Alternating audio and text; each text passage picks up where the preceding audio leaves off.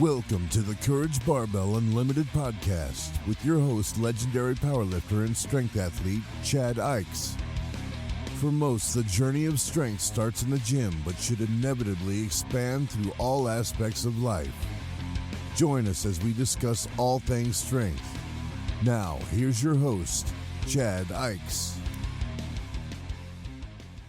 Hey everybody, we're back again. I have another very cool guest. I'm always excited. Every time I have a guest and I go, "Hey, great guest!" I'm excited to talk to him. Like I'm very fortunate in my life, I think, to be able to do this stuff.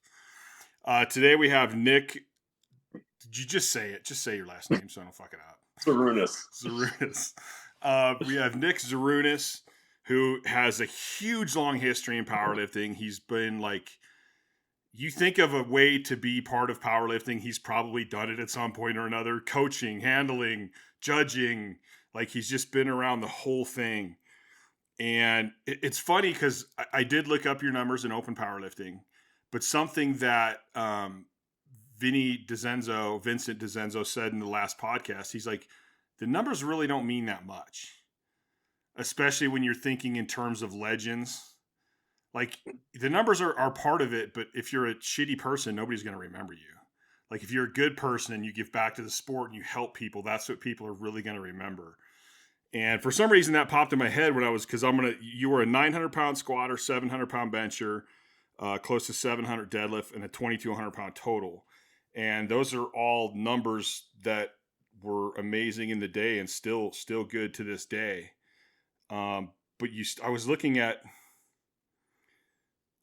about what Vinny said, thinking about all the stuff you've done. A lot of people will lift, but they never handle, or they never spot, or they never load.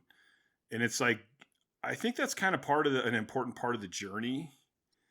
But I was also looking at, you started basically in 96, if this is correct. Well, here's the funny thing. And I think it's also important to be accurate and honest. That 700-pound bench was done in a band shirt recently. That wasn't the back in the day. Back in the day, I was mid-sixes in the old school multi. And the deadlift I never had to pull more than anything kind of past a second attempt because I wasn't in the running for anything great and I just wanted to hit the total I wanted. So that was usually a second attempt and I just kind of gave up. But because I already have. I have been in meets where it's okay, my place isn't going to change. I hit the total I wanted. Do I really want to pull it? And sometimes I would go out and do it. And I even had Dave one time. He's like, dude, I could see in your face you weren't going to pull that. And I was like, yeah, I just didn't have much. There was no reason at that point. I couldn't get myself to do it. Well, and there's also the funny thing too is,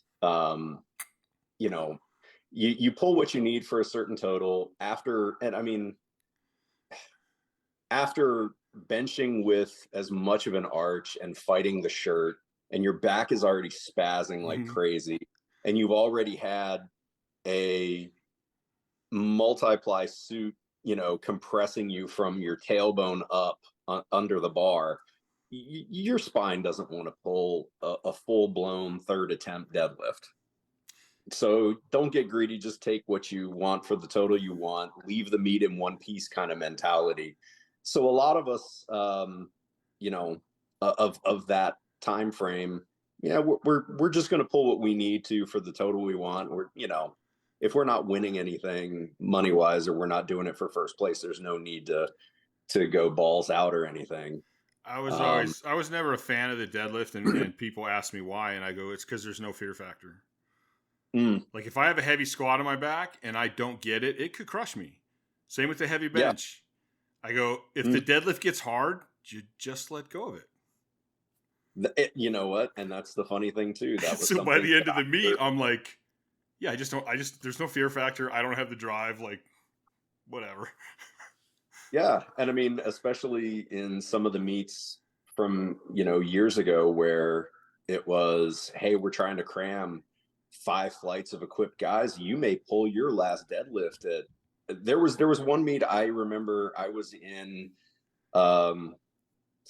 late 90s, and this particular meet director was infamous for dragging things out, but I put my last deadlift down at 1 a.m. Ugh.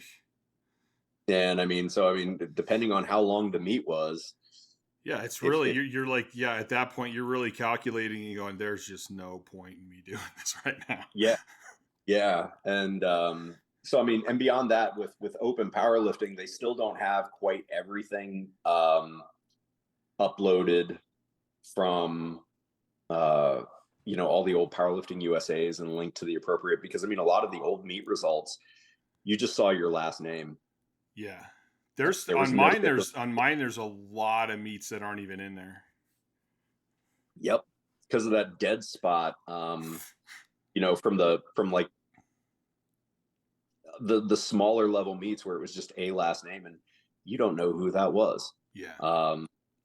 So there's a couple missing off of mine, but I think my first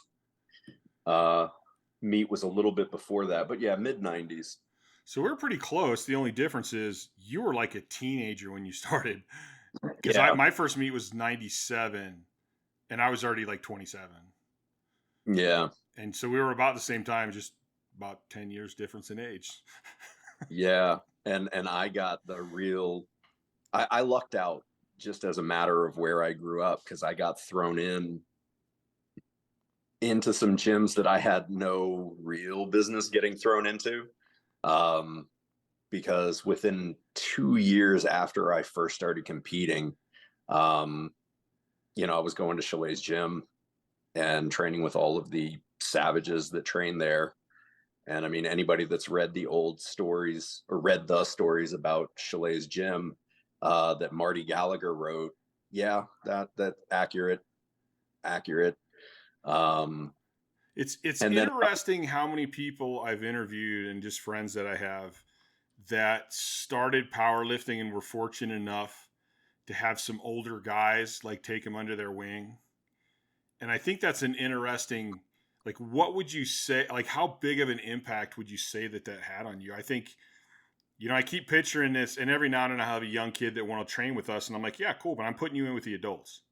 Because I specifically want that. I want you to learn what a man is, and I want you to learn what hard work is. And, Ed Cohn did that. I think Jan Blakely had mentioned that. Just a bunch of my guests were fortunate enough to have, and it's kind of funny too, because you think about these big, badass, tough powerlifter guys, but they take this young dude under their wing, and they teach him a lot of stuff about life beyond lifting. Oh yeah. I mean, you take a look at some of the guys that were training at Chalet's, and then like every so often as a treat, instead of Chalet's, because there was a bunch of us that were carpooling to Chalet's together from where I lived, which was about an hour away. Other times we would carpool up to the MAC, Maryland Athletic Club, and Karwoski was there with that crew. And then of course, as the years passed on, I went to college.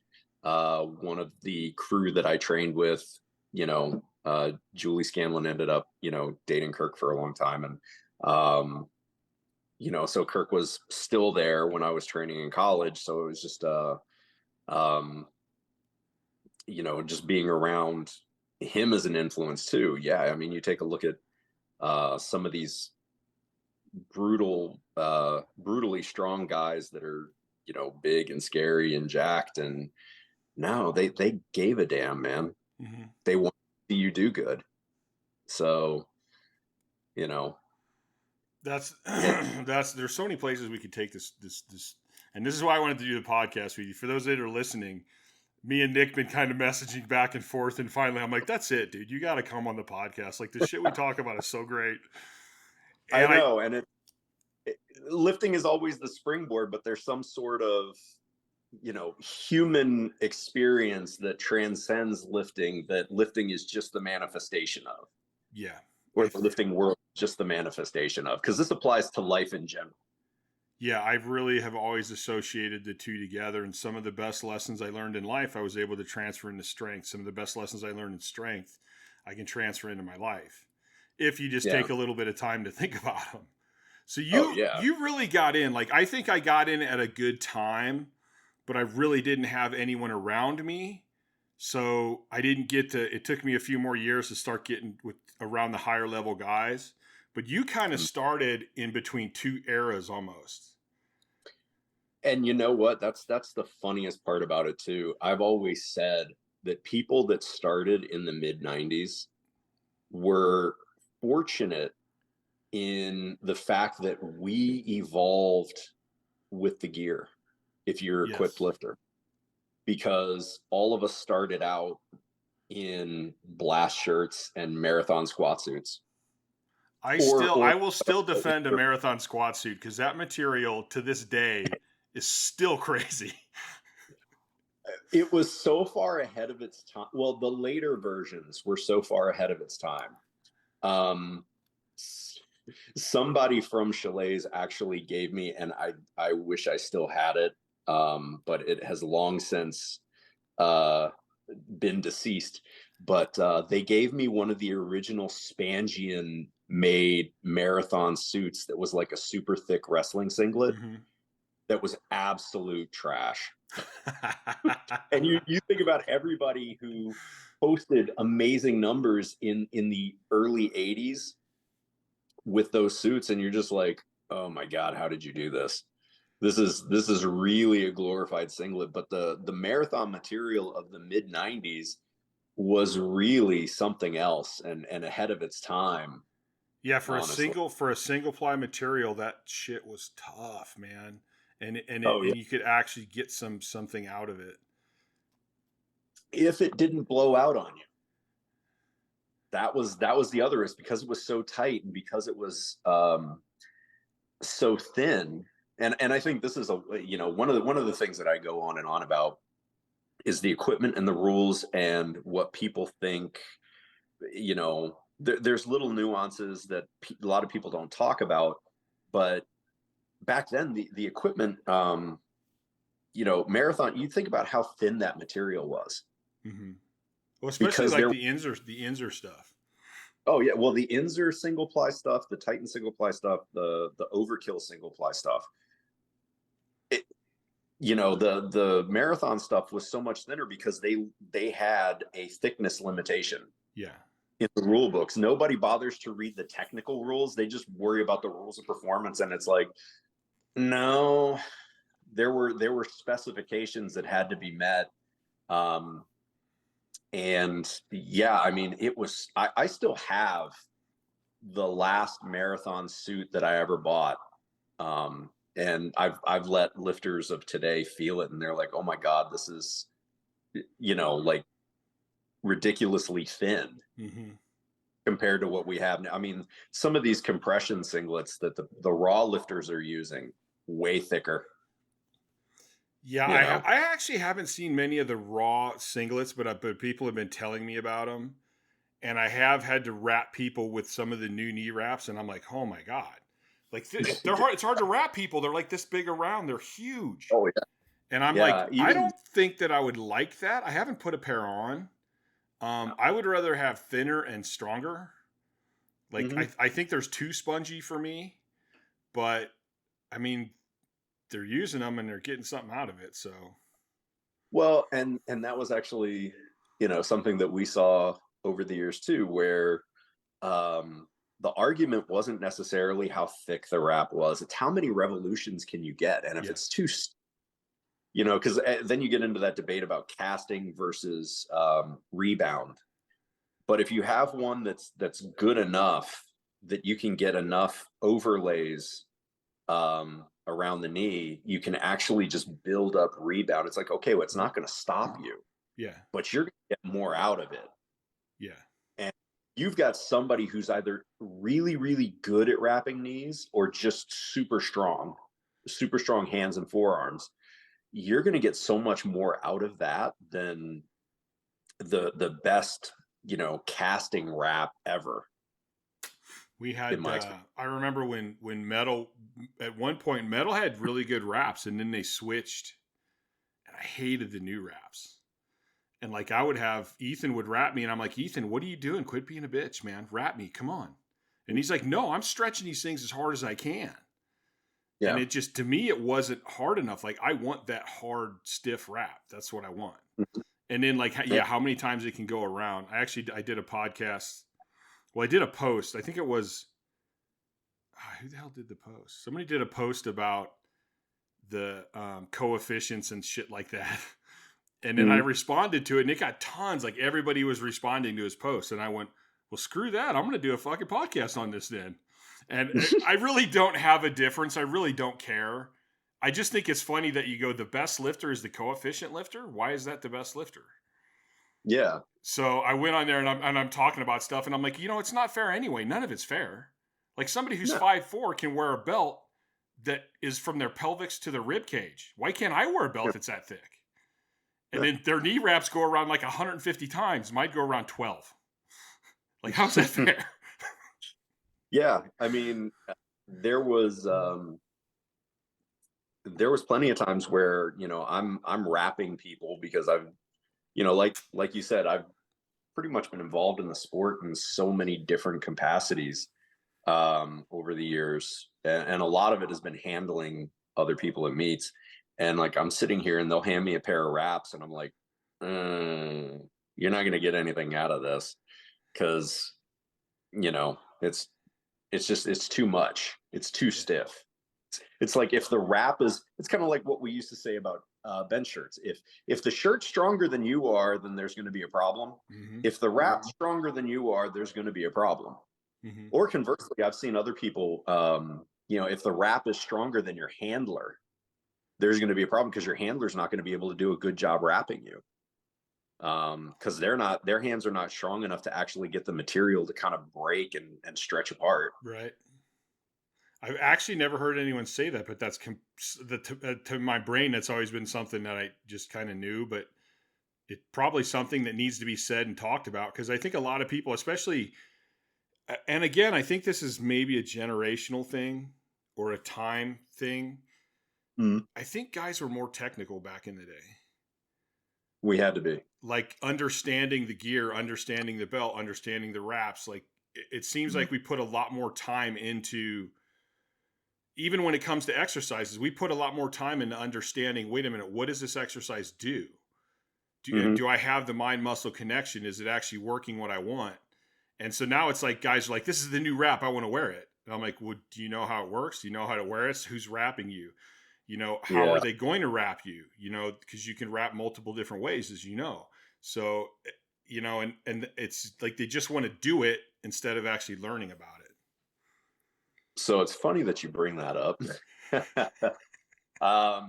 That's something that I've talked about for years. And it kind of bleeds over into other facets where, the technical mastery aspect. And I mean, you see it a lot in the raw community nowadays, because they have to be, because there's nothing, they're trying to milk absolutely everything they can out of a movement or out of the competition movement. But, and a lot of people are so worried about their weight class, they're not willing to get bigger and go up a weight class to hit bigger numbers because their coefficient's going to suffer. But because a lot of meets nowadays, best lifter and some of the awards, the cash payouts are predicated on coefficients, but so they've got less to tweak to get better. But the technical mastery part for people of our generation of lifters, and when I talk about generation of lifters, I'm not just talking about us Gen Xers, but people that came into the sport at, that time period. As new equipment would come out, we would have to learn how to use it. The materials were less forgiving, to say the least. Anybody who ever benched in denim, or even worse, anyone who ever benched in one of those painful Ernie Franz canvas bench shirts, like the material was less forgiving. So you had to be technically very proficient in order to get anything out of it, because your margin for error was so small. 1/4 inch off and that bench is now dumped because you just fell off of the bubble. It's not like an SDP some of these newer shirts that have such a, a large sweet spot for the bar to touch. Um, I can remember in denim where it was like, yeah, you're a quarter of an inch off, or if you lost more than a pound or two since the last time you benched, all of a sudden it's like, yeah, this doesn't fit quite right. Your margin of error was super, super small. Yeah, I remember. I don't know if it's the way they were cut or the material or a combination of both. But yeah, you really had to hit that groove, and it was hard. Like the shirt was trying to throw you all over the place. So you Yeah. had to learn that I need to maintain this groove and take it in this place. And Mm-hmm. yeah, like you said, I mean, I'd go into a meet and people like, what happened with that meet, man? And I'm like, I was a struggle, man. I came in like 5 pounds heavy. And they're like, 5 pounds? And I'm like, yeah, 5 pounds. And it changed everything. Yeah. Well, we didn't have uh, the benefit of having equipment that was adjustable either. Yeah. Some adjustable squat suits nowadays, if you came in light, you got nothing. Yeah. You came too heavy, you're not going to be able to hit depth at all. So, there was no adjustment on the spot adjustment if unless you had a completely separate pair of briefs or a completely, separate shirt that fits you if you were just a little bit small or whatnot. And of course, nobody had the disposable income for that either. Yeah. Yeah, it was interesting too, because it seems like looking back, the gear, there was a lot of big changes in the late 90s and early 2000s, where like a new shirt would come out and it was like a whole different ball game. Oh yeah. And you're like, oh crap, now I got to figure out how to do this. And then like I think George Halbert was the first one to cut the back, which to me was amazing. That was so much better for me, and it allowed me to easier adjust things. Mm-hmm. But still, you're like, okay, now we just changed everything again. Like, Yeah. and it was the gear was interesting, and even in the squat suits, going from like, you step up from the poly to the canvas was a huge difference. If you added briefs to your suit was a huge difference, and then you had to go, okay, how do I? Like I like to wear my briefs tight and my suit a little loose, and then I could adjust my straps.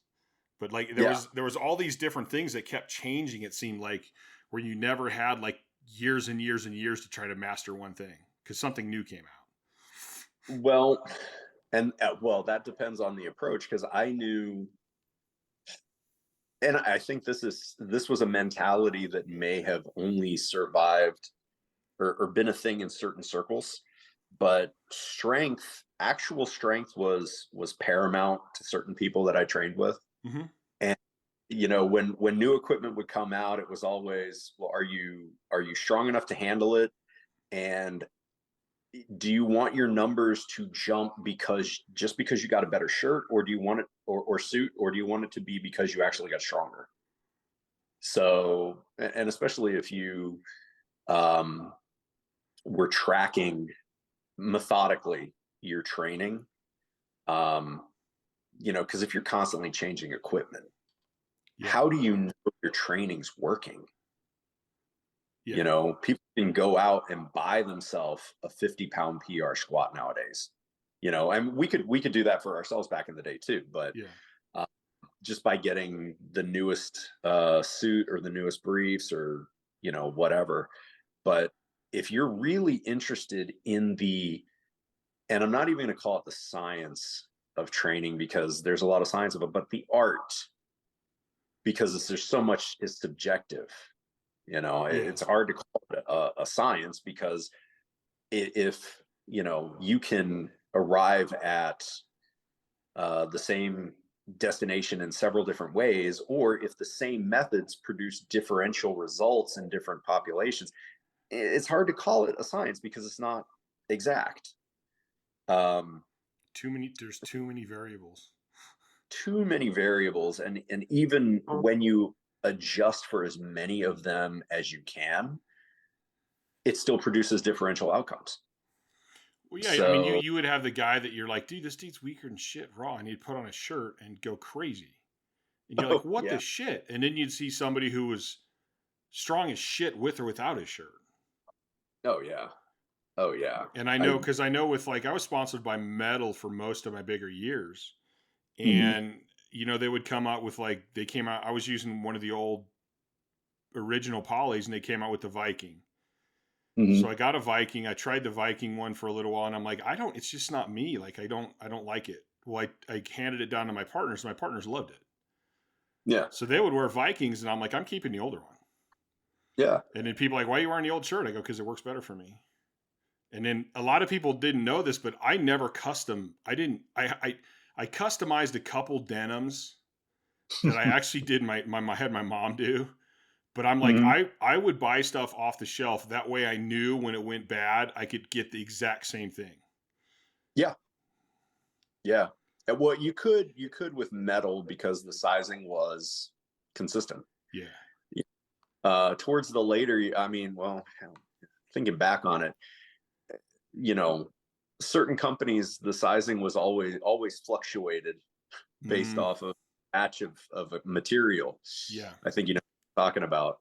So, you think you wear a shirt of this size and, when everything was just stock and there was no customization, it's like, okay, well, I'll just order the same size the shirt comes in, you blow it out on your first warm up with it because it is so much different than, what this size was the last time you ordered a shirt. And it's also funny that you mentioned that too with that where, in the 90s, especially for people who did not have the means to just keep buying, new marathon suits or new blast shirts, you got pretty handy with a thread and needle to fix Yeah. some of the tears and the seams, because yeah, I'm not going to spend another $40 on this Well, on another one of these. you also learned, and I think this was, I think like I think the point earlier, when back in those days, generally you needed a team. You needed guys to Mm, help you get this shit on because it was so goddamn tight. yeah, Later on, it wasn't such a big deal. Like at the Arnold Classic, I put my gear on all by myself. I yeah. could do it, and it was fine. But you needed guys to help you, and then, like you said, you didn't want to blow out your shirt. Mm-mm. So guys like me, who I'm no genius by any means, but I'm like, hey, you know what? If we put soap in the water, it lowers the surface tension and the fabric sucks it up better. And wet fabric is less likely to break than dry fabric. And you learn all Mm. these little things and these little tricks that you're like, I thought that guy was a meathead. How the hell did he learn that? Because you're like, you had to. You're like, I can't afford to keep buying these denim shirts, man. Oh God, no, no. Those and that was the funny thing too. I mean, again, like if you come in a little bit heavier and you're holding water and all of a sudden your shirt's too tight, like, well, wet the seams, Yeah. you know, get it to give a little bit more, And then by you wetting the get a wet. tattoo on your chest like I did to help me adjust it, depending on those things. And and that's where a lot of lifters of, I think that was kind of the sweet spot, um, was when you were at your peak and a lot of other guys were at their peak who kind of pioneered a lot of this stuff. Because I mean, you got the tattoo. Hmm. A lot of guys I knew would have it drawn on themselves in Sharpie. That's how I started. And then eventually I went, you know what? Why don't I just this is stupid. And like after one meet, I told my training partner, I go double mark all those lines so they're good and dark. I'm going to call my Yeah, tattoo guy right now and tell him I'll be home in 3 days and he's got to do this. And the best part that, was my tattoo guy goes, you want me to do what? And I go, just lines, just tattoo these lines. And he's like, why? And so I explained it to him and he's like, holy crap. This is the first tattoo I've ever done that actually has a function. That's kind of cool. yeah. You were very well known for that one. A lot of people thought that was genius back in the day. Well, it never And moved. It was always there. There was no yeah, measuring. Like, here it is. yeah. Well, not to mention the fact that I mean, you can kind of go off of that and Even if you're using a different shirt and you set it to one setting, you're like, well, no, take it up one notch or Yeah. take it down one notch. The notches are still the same. Yeah. So, It worked out great, honestly. I mean, it's genius. It was And genius. to this day, I still get to look at it in the mirror and I chuckle every now and then. Yeah, I mean, it's an artifact of what you used to do, and you get to carry that. Um, and but that was the thing. There was more of a objective, self-aware and self-reflective aspect of it, because we were doing everything we could to maximize our own personal performance with the limitations that we had, um, based off of the technology at the time. But we were trying to find, a way through it and to progress. And I think one of the things that, when you said you always bought the stock equipment, hey, if you're not modifying it, where the work you need to do. It's like, okay, well, if I'm not going to change my suit and brief combination, and this is where I'm failing, or conversely, because back then there was less of a stigma of going up weight classes, because it was about a total. It was about your numbers. It wasn't about coefficients. Yeah, it was definitely, in my day, it was like, what is it going to take you to lift the maximum amount of weight you can lift? And that didn't always mean going up. Like I tell people, when I hit at APF seniors in Detroit, I was 397. And I felt like crap. Like, and my strength was still going up, but it wasn't going up as fast as it was. And I kind of went, man, I feel like shit. And I'm not as happy with my performance. And maybe I need to drop back down. So then I dropped back down to like 385 and things started rolling again. So I was like, okay, right now my body is telling me that you have enough size, focus on your strength. Yeah. And that's where, a lot of people would manipulate their body weight. For a lot of the smaller guys, it was just get bigger. Yeah. I need to fill out the sleeves of my bench shirt better. I need to fill out the legs of my suit. I need, bigger hips to fill out my briefs, whatever the case may be.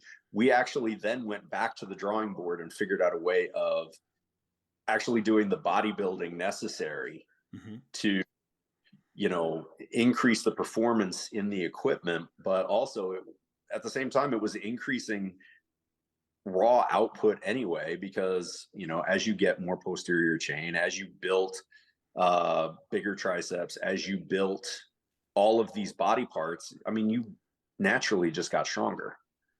Yeah, it was, for me, it was like, I tell people all the time, I go, listen, if I would have tried to stay 275 or stay under 275, I would have never gained the strength at the rate I did. I would have never ended up where I did. It's a whole lot easier to go, let's just get tons of calories in. Let's just get big and just get strong. Yeah. It's a whole lot easier, I believe, to get strong that way than to go, I need the perfect amount of calories. I need to not have any bad food. Not to say that I was the healthiest at the time, but at 380, I'm still hiking. I'm still running around. I'm still doing everything. So, yeah. But I mean, I think that was like, it was almost like I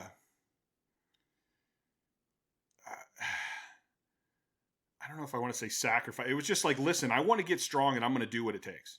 And it doesn't matter to me. Like, I'm going to do it. And that was also one of the things that I don't think, I think the sport nowadays has alleviated some of this by switching over to a more coefficient based system. And I mean, again, there's trade-offs everywhere. Yeah.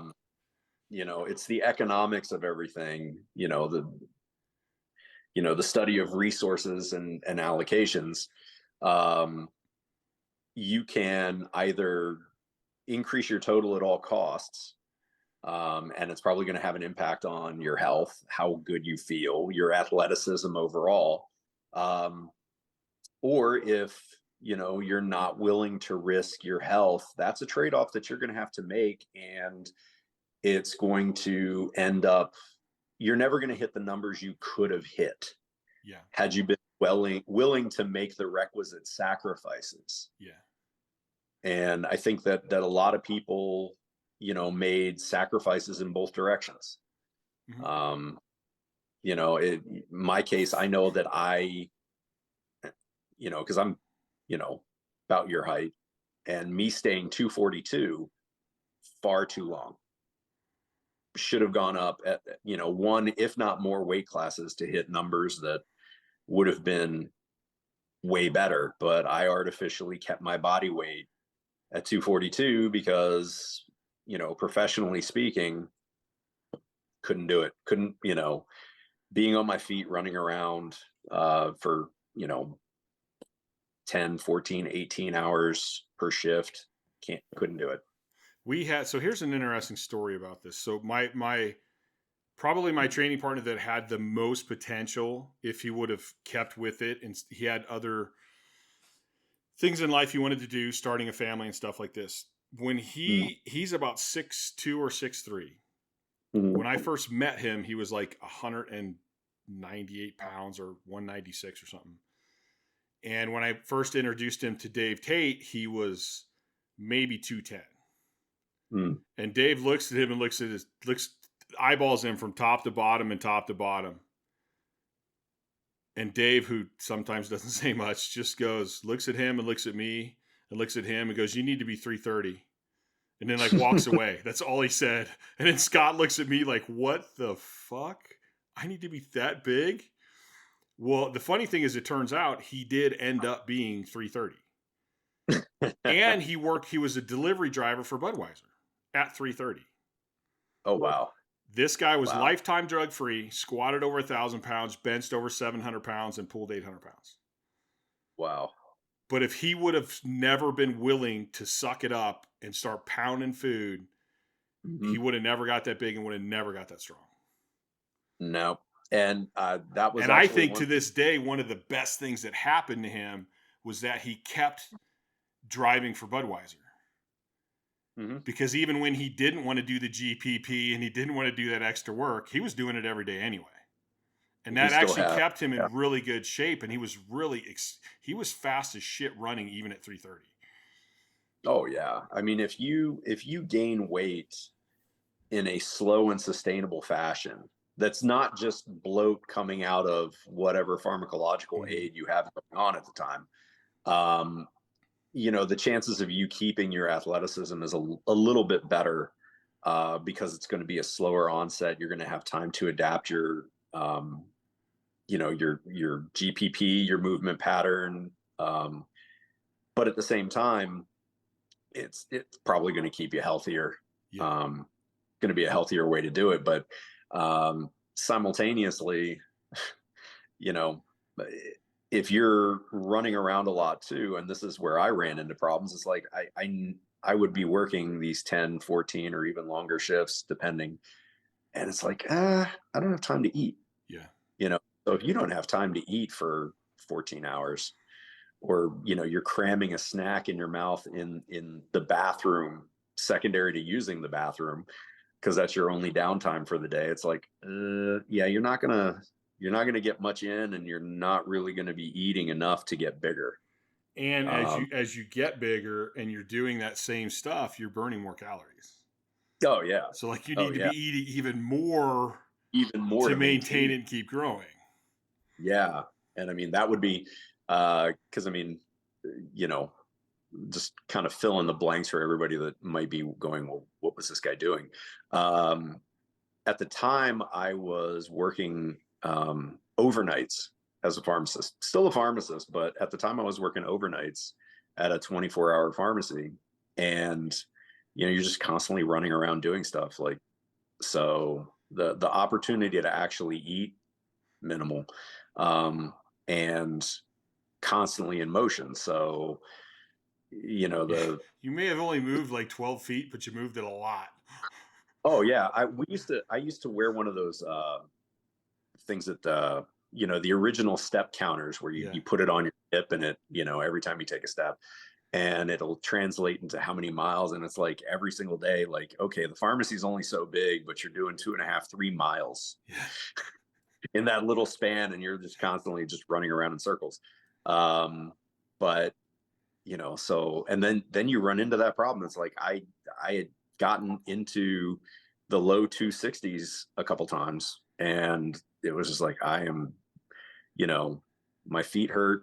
Yeah, no, I can't go over a certain body weight without this negatively impacting my professional life. So Mm-hmm. it's like, well, if I can't, because powerlifting at its core is a hobby. Yeah. And if the hobby starts I always love that they call us professionals, and I'm like, I'm not making a living at it. I don't know who you're calling a professional, but yeah, no. And I mean, like, so if this is impacting my ability to do my actual job, then that's not good. That's not worth it. Because I mean, as high of a priority it may be for us in our own lives, we're still should be multifaceted human beings that also have competing interests. And professionally, your ability to maintain employment and doing something should be important to people. yeah. And it was also maybe a little bit different in our day because there was no social media influencer mentality. There was no online coaching to sell. There was no way of monetizing the sport. Yeah. Which I think is totally different. I think one cool thing with my dislike of social media is it has opened windows and open doors for people to, maybe they don't make money being a powerlifter, but powerlifting is allowing them and giving them enough fame to make a good living coaching or online coaching or selling programs or that kind of stuff. Yeah. And I think towards what you were talking about, like, I don't think people understand, like, the guys like me who literally said, hey, I'm going to fucking do this and I'm going to do it 100%. Yeah. And that meant I worked at a job that I hated for 20 years. And the only reason I did it is because they hired me back and agreed to all my concessions about powerlifting. Yeah. And I went, hey, this is a Teamster job. So even though I'm focused on powerlifting, I actually am putting some money away. I'm actually putting something towards a retirement. But this is 40 hours a week and I'm not doing more than 40. And I'm not, like, I don't give two shits about this job. Yeah. And there was a long time where I wouldn't date because I'm like, dude, I can't deal with the relationship. I'm a power lifter, man. This is what I'm doing. I'm going to see how far I can push this. And there's times where, like, I love motorcycles and I promised myself I would never be without one. I sold my motorcycles to get to meets. Like, I didn't buy new vehicles. I didn't buy a house. Like, everything was about powerlifting literally in my life. So that allowed me to put a bunch of money into food. That allowed me to eat as much as I did. That allowed me to go, hey, I got to rest this weekend because of my narcolepsy and everything. I got to get some sort of sleep and not do anything on a weekend except my training. Like, so there was that level too. And I think to some extent people don't, when you go, hey, just get bigger, man. Like, are people like, well, I don't know why you're that big. It's not healthy for you. And it's like, dude, at least give me some credit for, like, this was not easy. Yeah. Like, I ate so much I hated eating. And to this day, I still don't really care to eat. Yeah, no, it's, what is it? I know Clint Darden has talked about being all in. Yeah. A lot. I think Dave has also talked about it too. Countless other people have over the years as well. But, that being all in or locked into, like, that goal of, hey, this is where I want to go with this. There's a lot of, and I think it comes with the societal shift too, where a lot of the younger people now that are lifters, it's like, I see a lot of them that are going this route, and it's like, well, they don't really have to make some of those choices because the landscape is very different.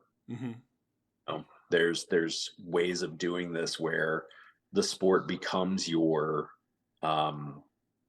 sustenance too, with the selling of coaching, and whether it be online or in person. There's more people making a living off of it now. And I mean, hey, you found a way to monetize it, great. There's pros and cons to that. But the level of all in, or what being all in is very different now than it was 20 years ago. Yeah. It looks I very think that's different. true. And I don't like, I mean, even like listening to what you're saying about, hey, I couldn't get bigger because I had this other stuff. I'm like, I Mhm. completely and utterly respect that. You had a career, like you had a Yeah. job. Like I respect that. So I can respect both ends of it. But I also had, I do think that there's like in today's society, it's like, well, I'm all in. Yeah, what is, no, you're not. Like, come on. yeah, And I yeah, think that breeds, I'll tell a story about my other training partner, Ethan. So Ethan was this guy who was training at our gym, and I actually used to make fun of him. I would tease him all the time because yeah. he would do leg presses with his sweats on. Then he would wrap his knees outside his sweats, Okay. and I would laugh at him like, dude, why don't you just fucking wear shorts, man? What's your problem? And he would like drag his bag around like he trained. And I'm like, oh, trained so hard today, you can't pick up your bag, huh? And Mhm. but he would always come and talk, and he's like, hey, I'm seeing you guys using bands. I've never seen anyone do that. What's that for? Yeah, And so he would ask good questions. And finally I go, why don't you just train with us, man? So he yeah, started training with us a couple times, and he actually was one of the best guys because he came up to me at one point and he's like, hey, I'd really like to train with you guys, but I gotta tell you, I was a rodeo guy. I was a rancher. I've been smashed by bulls. I've had 2 broken clavicles. I've had this. I've had just tons of injuries. And he's like, I have a job. I have a wife and a child who are very, very important to me. yeah. So I can tell you that I can be here these days, these times. And he goes, I will give you 100% on those days and times. But Mhm. this is what I can do. This is what I can't do. Yeah, Which I had a tremendous amount of respect for. And he actually ended up, his whole family, like all the meets, he's the one you saw. He traveled, his whole family traveled with me everywhere. They took their vacations to go to competitions with me. wow. But he was upfront and honest. And I see a lot of kids today who it's like, dude, you can't even, like, you can't even focus for an hour in the gym. Stop Yeah. saying you're so dedicated and you're training so hard. Like, even an hour is too much for you. Even even still, like you take a look at them being all in, and I think of a lot of kids that I've tried to help over the years where I'll point something out, it'll usually be a weakness of theirs. Mm-hmm. And look, what this is what's holding you back. And they go to do some of the work on that, the accessory work, and they're so bad at it, they're so weak at it. It proves my point, but at the same time, it's such a shock to their ego that they just don't want to do it. Mm-hmm. And you're just like, well, that I don't know where you're going to go from there, because if you don't want to fix the problem, the root of the problem, because I mean, I always explained it this way: you have a leaky roof. Are you going to buy a new bucket, or are you going to fix the roof? I'm just going to buy a bigger bucket. I'm buying a 55-gallon trash can. That'll fix it. Yeah. And that seems to be the approach that a lot of people want to take, because they would rather just keep getting the bigger bucket, or getting more buckets, or building intricate irrigation systems to gather the water and get rid of it, than just get up on the roof, find where the leak's coming from, and patch it up. I think I saw that in the Three Stooges short. I But think that's true though. But again, I don't think it. I mean, there's some guys out there that are amazing the shit out of me. There's some young guys out there that are putting up numbers that are just unfucking believable. But on the whole, I completely agree with you. And I've had, even with some of my clients, I've had a couple, like, I go, just because you think you're working hard doesn't mean you're actually working hard. Just because you feel like you're working hard, maybe you're just really sensitive. And I'm here because I care. I'm not going to go, oh yes, you work so hard, you're doing such a good job. I'm going to go, you're not doing enough. And that's because I actually care. That's because I actually want to see you progress. Yeah. And I think back in the day, especially when we had our teams, because we had guys, people that I trained at American Iron Gym, and there was a lot of people, even the owner of American Iron Gym came up one time and he's like, Chad, I don't think your team's ever going to get that big. And I go, why not, man? We're killing it. Like, everybody's doing awesome. He goes, yeah, but you guys are really intense and pretty hard on each other. And I go, yeah, because we care. Like, we're family to this day. I still want to know how their kids are doing because they're my nieces and my nephews. I want to know how their parents are doing. Like everyone who was on my team knows my parents, and I know their parents. Like we were family because we actually gave a shit, and we weren't going to go, "Hey, you're doing a good job," when you weren't. Mm-hmm. Yeah, I mean that's the whole source of the nickname and why a lot of people call me Uncle Nick. It's because I am that person, and I'm also that uncle that will sit you down with a glass of whiskey and a cigar and tell you things, the way they are, and it may hurt your feelings, but there's, as one of my old training partners used to say, not for nothing, but I think now that I'm thinking about this again, lifting in life, I'm going back to like my father and his father behind him. Now it's like dads want to be their kids' friends. My dad didn't want to be my friend. My dad wanted me to grow up to be tough and a quality part of society. And he was sure as shit going to let me know when I needed to pick things up. Yeah. And I think that was, that was a trend. That used to be a generational thing, that your father basically toughened you up so that, because his job wasn't to be your friend. His job was to help you grow into the man that you were going to be. Mm-hmm. And nowadays we've seen a little bit of a shift, but your father is supposed to be the one to teach you how to deal with adversity and how to, I really hate the phrase "be a man," but I mean, because that means so many different things for so many different people. But your father is a source of challenge. He's supposed to push you. He's supposed to challenge you to become the person you're going to be. And the old guard was supposed to do the same thing. There's, you take a look at pretty much a lot of warrior cultures. Everybody had to pass the gauntlet. Mm-hmm. You had to be, good enough, and then you had to pass through this thing that was your coming of age challenge. And it was different in different cultures, but everybody had their gauntlet. Nowadays we've removed the gauntlet. Mm-hmm. There is no, and I mean, like you listen to a lot of psychologists and sociologists who have vastly different opinions on this.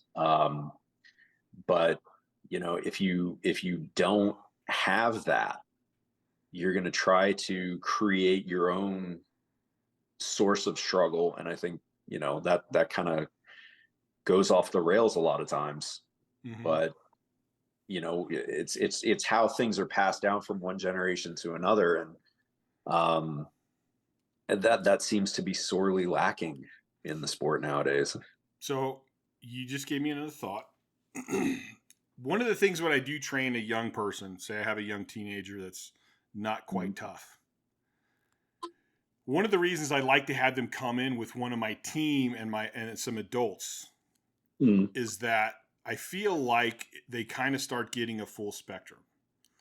Mm-hmm. One of my friends is a principal, or well, now he heads up the Principals Association, and we used to talk about this, and he would talk about how the vast majority of the kids that had issues were from a single family home, and not blaming single family parents. I think an individual parent can do a good job, but it's a hard job. And it's hard because you had the father to discipline and toughen them up, and you had the mother who's like unconditional love no matter what. Mm-hmm. And so when I bring a young kid in, I go, okay, so I know these guys they're gonna pump them up. Mm-hmm. They're gonna be like, come on, you got this. And that leaves room for me to go to be the stern father, basically. Yeah. That leaves room for me to stand back, watch it, and go, hey, you need to pick it the fuck up. Focus on what the fuck you're doing. I don't have to be nice about it. Because these other guys are going to go, come on, yeah, you got this. Let's go. And I remember something I think AJ said about Louis. He was like, Louis was never the one he wasn't on the people all the time. It was the other teammates that were on each other. And Louis kind of oversaw it and stepped in when he needed to step in. Mm-hmm. And so I think maybe one of the things we're missing now, and when you had gear, you kind of had to have a team. Training raw, you don't really have to have a team, and there's not so much reliance on each other. And I think even with the team, even when you have a team, like we had, my team was, everybody was so different that everyone brought something different to the table. Yeah. You had the true hard asses. You had the guys that are like, pick it up, you pussies. We got to get out of here. Come on, hurry it up. And then you had the rah-rah guys. Well, we never had a lot of rah-rah guys, but you had all these different perspectives to round the whole thing out to make the best athletes. And when you train alone, and I'm an antisocial person, I don't mind training alone. I know you train alone a lot too. But we've been in that team scenario. Yeah. You know, and I think maybe that's part of it. Maybe we need to get back to people training in teams and actually having quality teams. Oh, well, I think so. And I think that's something that's missing because, boy, I'm going to get back on my soapbox. I like your soapboxes. about these kids. But, you know, it's perfectly fine to be antisocial. Okay. But and training alone, but a lot of these kids nowadays that train alone, they're still training in commercial gyms. So they're training in powerlifting gyms. Mm-hmm. Why are you training alone? They don't have spots. We see video after video of these kids squatting alone, wiping out, flipping the ER rack over themselves, or, you know, benching by themselves and damn near crushing their throat. It's like, or, you know, the bar bouncing out of those crappy hooks in the ER rack and falling back down on their faces. It's like, why are you training alone? You're in a powerlifting gym. There's other why do you need your own ER rack? It baffles my mind because, I mean, you know, and just to kind of scroll through like a quick overview, you know, I started out at Chalet's gym, went away to college, was training with, you know, Julie Scanlon, Dave Nettles, Brian Weston, who you probably remember from the WPO days. And then started training off and on with the, you know, the metal militia guys that were closer to me, like Jeff McVicker. Mm-hmm. And I mean, so I had group training with them, but the vast majority of my training when I was, you know, younger on the upswing, just because of time, professional constraints and whatnot, because you used to have to drive a long way to get to where people were. So, you know, when I was training with McVicker and them, I mean, you're talking about an hour and a half each way. And, you know, when you've already worked an overnight, you're not going to do that too much. Or if you've got a super long shift ahead of you, you know, you can't fit that in on times when everybody else is training. So, you know, the majority of my training was done alone in a commercial gym, but there were other people that I was at least friendly enough to train around, where it's like, okay, well, I need spots. You know, I need people that kind of know what they're doing. But so why wouldn't you share the bench with them? Why wouldn't you share the rack with them? Like you're obviously doing the same thing, and you're able to have more eyes on you, because every day, or people every day now are videoing themselves from the best looking angle to make it look good on social media. It's like, we can't critique this because I'm getting like, this is the best camera angle, so it looks the prettiest. Or, you know, it's the thirst trap angle, which people talk about. And it's like, okay, well, you just want attention, but this isn't going to tell me what I need to see what you would need to fix, or like, show me what's really going on here. But if you're training with a person in real time, they can move around you. Mm-hmm. They can, like, something didn't look right on that last set, so I'm going to take 2 steps over this way and just kind of see it from a different angle, see if I can't pick this apart, see if I can't tell you something that's going to help you. But nowadays we've all kind of gotten a little bit gun shy on telling people, hey man, like, not for nothing, but you know, you got a problem here, you may want to fix it because it's kind of holding you back. Yeah. You know, our generation, it was like, no. Everybody was, you know, also there weren't many coaches, but everybody was coaching each other through everything. And it also ties back to that comment about the technical proficiency or the technical mastery. When you were in gear, it was like, hey man, when you're on your way down, you're kind of collapsing and you're losing your belly, or you're rolling off of, the part of your traps that you should be set up on, or you're tucking too early, or all of these little things that people could you would talk people through the lift, even as a handler at a meet, in the old denim shirts, your handoff person, as soon as they cleared the platform and you started lowering the bar, they're already cueing you throughout the entire lift. You go to meets now, you do not hear one cue throughout the entire execution of a lift outside of people screaming up. Yeah. Like, no shit, what direction are you going to go in? I think it's I have to say, back in the day, like training at more commercial gyms, there were groups that just it was all rah bullshit. I mean, it happened back in the day, but I think there was a lot more people and a lot more groups that actually did care. Oh yeah. And I love, because I was really against online training for the longest time. And then I finally figured out how I could review videos and video me reviewing their video to get like real time cueing as far as the video goes, not real time as far as the lifting goes. Yeah. And I mean, I've helped some top lifters, and even had some top guys that are strong as shit. And it just, I watch them and follow them, and it just irritates me so much that they're making these little mistakes and not lifting what they could, that I'll actually write them and go, hey, can I do a video review of your lifts? Would you mind? And, usually they're like, no, I wouldn't mind at all. That'd be awesome. And if they really are a competitor, they want that. Yeah. Yeah. And so like, I've gotten really good, and I've had some top guys go, holy shit, Chad, I can't believe the amount of detail you go into to do this. But still, like you said, I'm reviewing videos for all of my online clients. They have to do certain amount of videos, and it seems like I'm always going, dude, move to the side, like stop. I don't need the Instagram video. That video does me no good. I need these videos from these angles, and I'm probably going to tell you the next week, hey, I need you to go from this angle. Yeah. Because you kind of fixed this, but now I'm not sure where you are there. Yeah. And so there's no mats like in person where you can actually walk around and do it. And even when I had, I just did an interview with Marshall Johnson, which is not up yet, but it will be.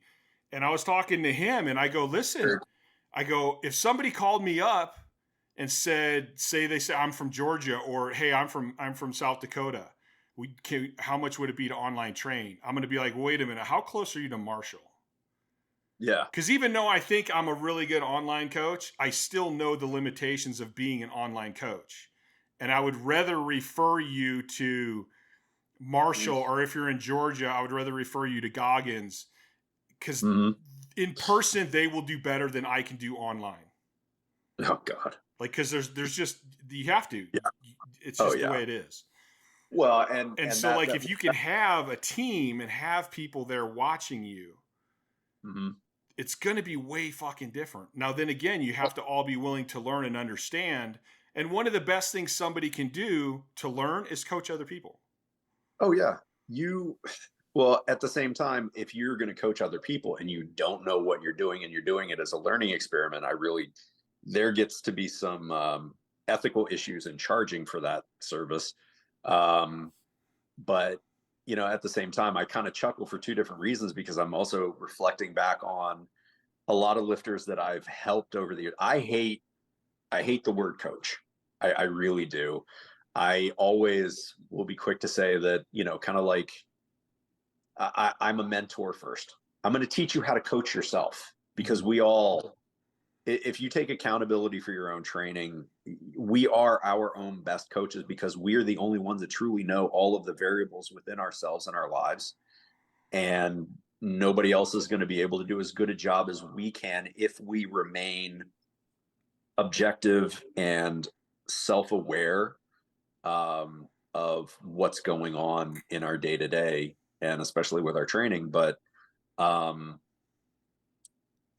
laugh because I'm thinking about all the people that I've helped over the years. And when I would watch the lift, I would just keep walking in a half circle around them, looking at it from multiple angles throughout a set, or, on different singles, I would be watching from different points. And I'm like, yeah, because I need that 3D vision, not just if I'm going to help you perform better or get stronger, but I'm also watching it through the eyes of a judge. And it's like, hey, you got to change this because that's never going to pass. So if it doesn't pass on the platform, it doesn't really matter what you did in the gym. Well, I think you could be looking at them and be like, okay, well, this is happening, but from this angle, I can't totally tell why. So I need to move around and check, like if his elbows are popping out. Well, wait a minute, I can't see if his shoulders, is it because his shoulders? Let me move around and see. Yeah. And when I review in video, there's times where I go, hey, this is happening, but because I can't see this part, I'm not totally sure why. So I think it's this, but next time, do give me a video from this angle so I can see.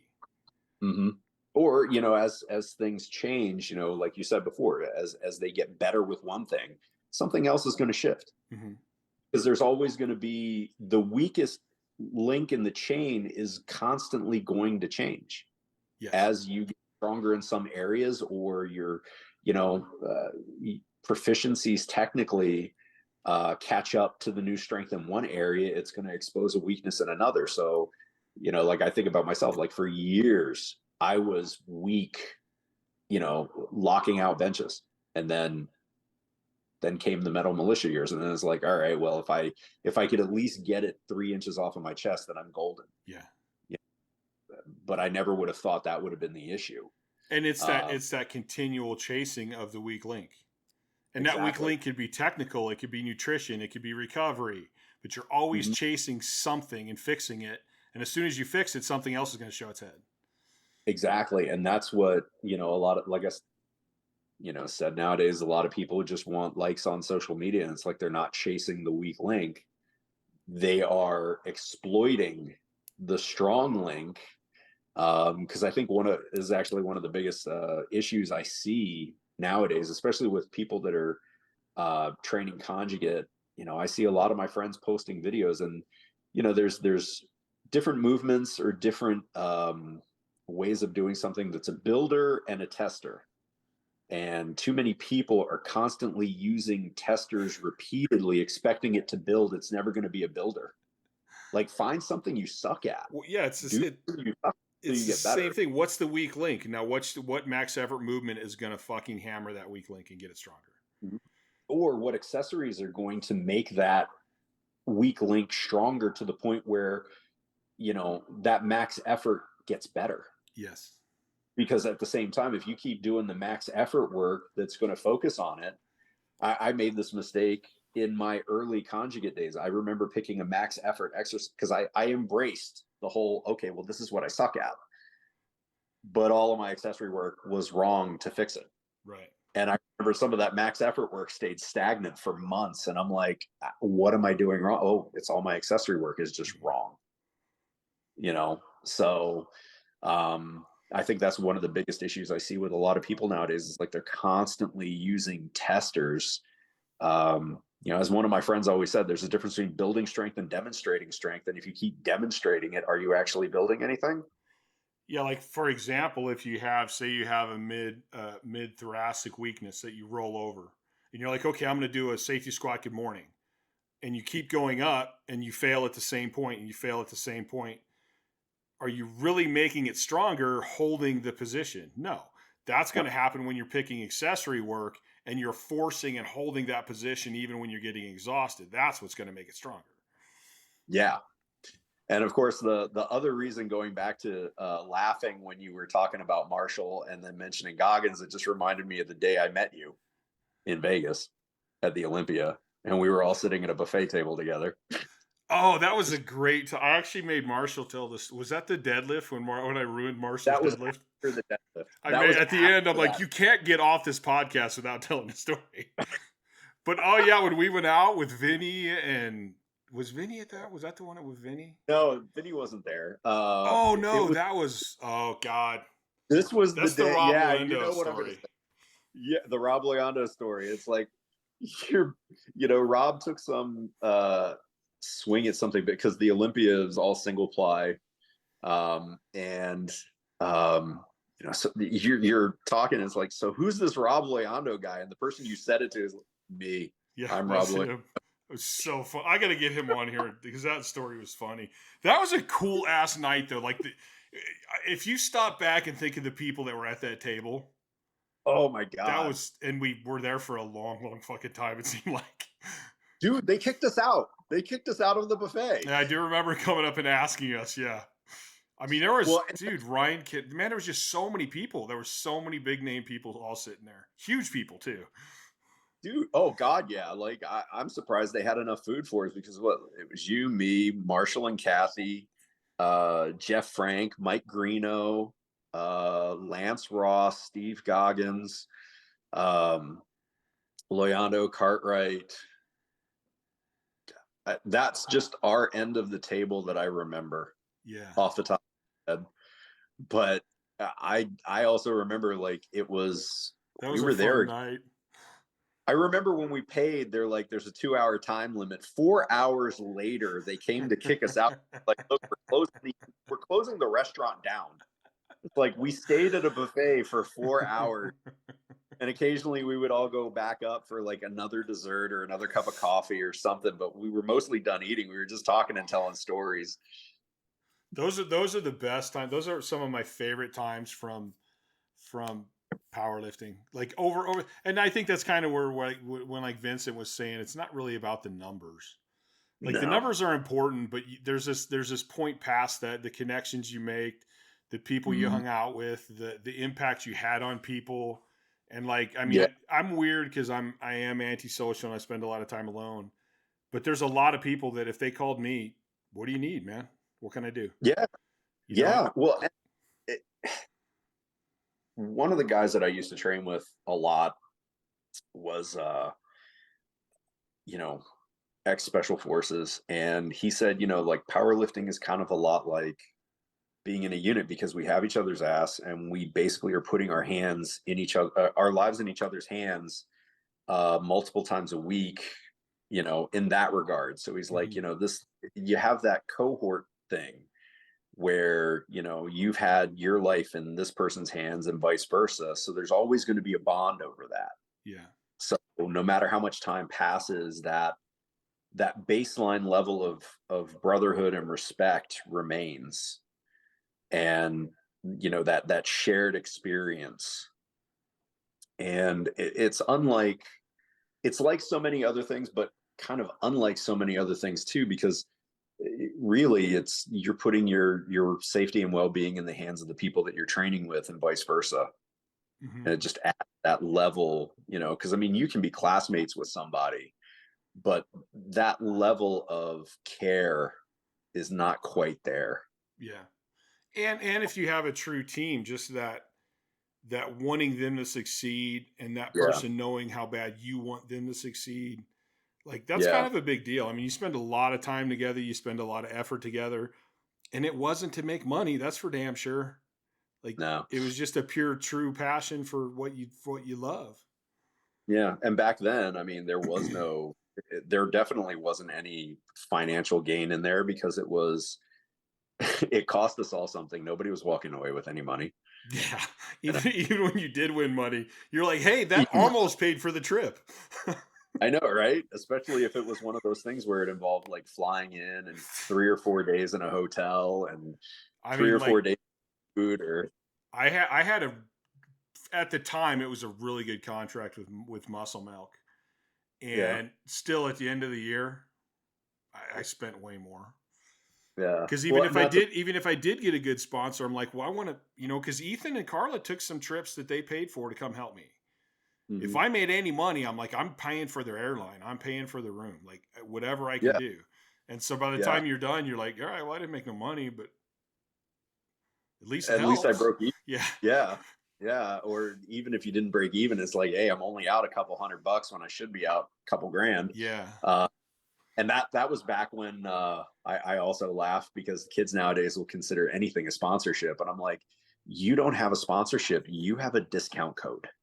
Yeah. You are free advertising for a reduced rate of the things you do purchase. Yeah. The days of the real sponsorships, because I had friends that were actually sponsored by, a handful of the bigger supplement companies, 15 years ago, when the sponsorships were real, like, hey, we give you this much cash a month stipend, and we pay for your competition costs. Yeah. It's like, that's a sponsorship. You've got a discount code for running around being a free billboard. That's not, and now at least they're being honest about it, with the term ambassador, because you're not sponsored. Yeah. It's like, oh, well, I'm an ambassador for this. It's like, okay, you're still like, you're a salesperson. Yeah. You're an unpaid salesperson. And, people think that that's something, and with the number of supplement companies and clothing companies out there, everybody's got one of these things nowadays. Yeah. It's gotten ridiculous. And it's, anytime you have, the bar lowered by the fact that there's so many different opportunities to have, you're watering down the pool. Well, I think that was even back in the day when I was doing it, I was like, man, we need to start a union or something. I go, because there's too many lifters that will do things way too cheap. And if they don't do it, they'll go to another lifter. Like, lifters are like, oh my God, I got free supplements, man. And I'm like, yeah, who gives a shit? You probably wouldn't take them if they didn't give them to you. Yeah. And they're not paying for anything. You're not getting any money. They're using your name, maybe even doing an ad with you for nothing. You're not getting nothing. Yeah. Yeah. I can remember, when you would have, you had the Arnold and you had the Olympia Expos every year, and some of the other ones like LA Fit Expo came along and stuff. But, at least back then, if you go to these things, the bigger companies, if you had a sponsorship through them, they're paying for your hotel room. They're paying for your travel expenses because you were going there on behalf of them to represent the company. And I mean, granted, as the market flooded, like the profits started decreasing, and there was, naturally going to be like a contracting base of funds to sponsor athletes in that fashion. But anytime you have something like that where you are diluting a pool just because of an overabundance of companies, it's going to happen. Yeah, it's interesting. So I kind of miss it. What you said earlier, I was going to tell you to get the fuck out of my head, man. What's up with that? Like with the coaching part, like I honestly would rather, I describe myself as a guide. Yeah. I'm a guide on your journey. And I tell this, I actually had this talk with a couple of my in-person clients the other day. I'm like, listen, you have to invest in yourself. You coming here and just doing what I tell you is not going to work. It's going to do something, but you have to invest in this. Like when I had a client the other day, I go, are you doing your glute stretches? And she's like, well, what are glute stretches? I go, the ones that stretch your glute. And she's like, oh, I don't know. I go, so then you're not doing the stretches. Yeah. I'm like, you have to learn. And I go, if you've been here and you don't know, I'm not saying you got to learn every little muscle. You don't have to know what the sternocleidomastoid muscle is. But you need to know your hamstrings, your glutes, your thighs, your shoulders, your chest, your back. Like you need to invest something into this. Don't just come here and think this is going to happen. And I actually train a trainer. He trains a lot of high-end like business people. And I train him for powerlifting to compete. And we were talking about it one day, and he goes, the vast majority of my clients, I'm just a check. He goes, I'm a box. They go, my family's on me to get in shape. Click. I went to train with so-and-so. Yeah. And it's like, how does anybody expect to like actually achieve? Because like you said, I can never know you like you can know you. Yeah. So my job is to guide you to learn to know yourself. My job is to teach you what you need to learn to coach yourself and not need me anymore. Essentially, yes. Yeah. My goal which is makes my me a own. horrible businessman, but oh well. Yeah.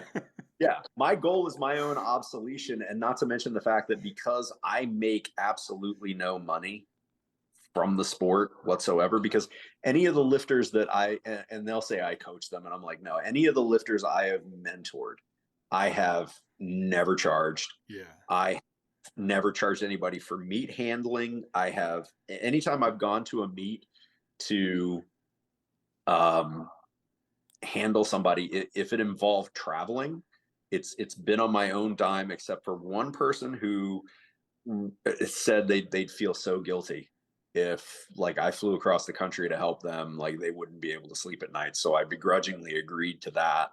No, that sounds totally fair to me. I You know, think that. but at the same time, it's like a friend. It's like, yeah, of course I will come help my friend. Yeah. You know, That goes both ways though, buddy. yeah, Sometimes the bigger man goes, all right, I'll let you help me with the trip.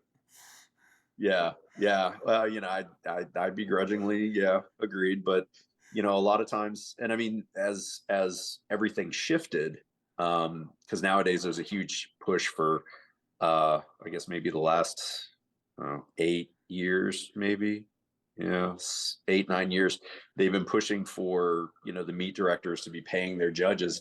A lot of times, it's like, okay, fine, you feel like giving me just give me gas money for the drive here, because it was like a 5 hour drive. But you know, a lot of times I refuse payment. I just like, I'm here to. It goes back to a conversation we had months ago where it's like, are you really giving back to the sport if you're taking something from it? You know, and so because I was never charging people for help, my built-in obsolescence, where like, look, I've taught you everything you need to know that I can give you. Now go, you know, teach yourself or learn, you know, some things from other people.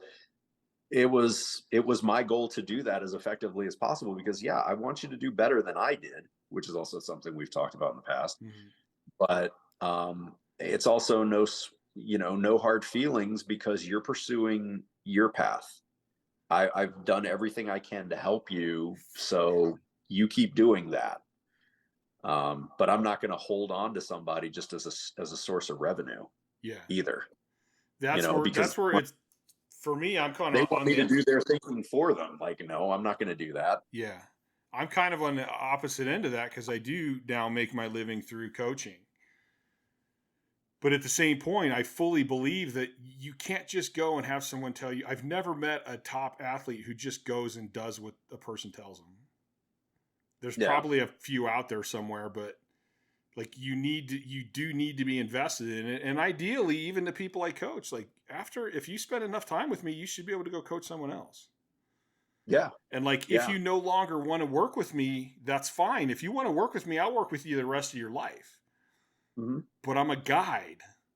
Like, Yeah. and it should, and it has gotten to the point with some of my clients where it's like, hey, here's what I think we should do. What do you think? Yeah. It's your body. How do you think things have been going? Let's put our heads together and do this, which is kind of weird because they're paying me, but they're Mm-hmm. paying me for my advice. They're not paying me to tell them what to do. At that point, it's not so much that you're a coach, you're a consultant. Yes. Because you are an extra set of eyes that are going to maybe see something that they can't see because they are not knowledgeable or experienced enough, Mm-hmm. or cannot remain objective enough to see about themselves. Yeah. And even, I mean, that kind of goes back to one of my things about the team is like, I had the most knowledge when I started my team. So I taught what I knew. Mm-hmm. And then because I had such a wide variety of people, they would start throwing in, because I'm like, if you're going to be on this team, you're in this team. That means you're here to help load, handle. You should be coaching as well as me coaching. Mm-hmm. And this whole symbiotic thing, this whole little mini universe should keep growing. Yeah. So like there was times after on a weekend, say we would all just sit around after training and it's like, hey, you know, Scott's bench has kind of been stagnant for a while. Why do you think that is? And everybody's like, well, I think it might be his triceps. So it seems to me He's having trouble in the bottom, so maybe it's his back. And then we would throw these ideas around, and then they would laugh at me because I would come into the gym with a huge grin on my face, and they're like, "What the hell did you dream about last night?" And I'm like, no. "Oh, I got a good exercise for us today." And so I was always trying to like, let's push the limit. Let's take things further. And a lot of what we ended up doing wasn't all my stuff. It's like when people go, Louis came up with all this stuff. And I go, no, Louis didn't come up with all this stuff. No. I go, there's a lot of other guys at Westside that came up with stuff that Louis kind of got credit for. And he should get some credit for it because Louis created Westside. So there's a lot of the stuff I learned over the years was my training partner's stuff. It's stuff that they came up with. And I'm like, oh, that actually sounds really good. Let's do that. Let's see how it works. And so the 2 heads and 4 heads is better than one kind of thing. Yeah. And on that same vein, that's something that I think is also grossly missing nowadays is that level of creativity. Like I know that a few of us have gone back and forth, most notably me and Clint Darden, and we try to out conjugate each other on certain exercises, and we're constantly sending each other ideas back and forth. And but I noticed your House of Biceps shirt on too. Well, I had to wear that, but at the same time, it's one of those things where as we've become more mainstream with the sport, people are not looking for ways to adapt and overcome because everything is prescriptive, especially if you have a coach, because the coach is going to tell you everything.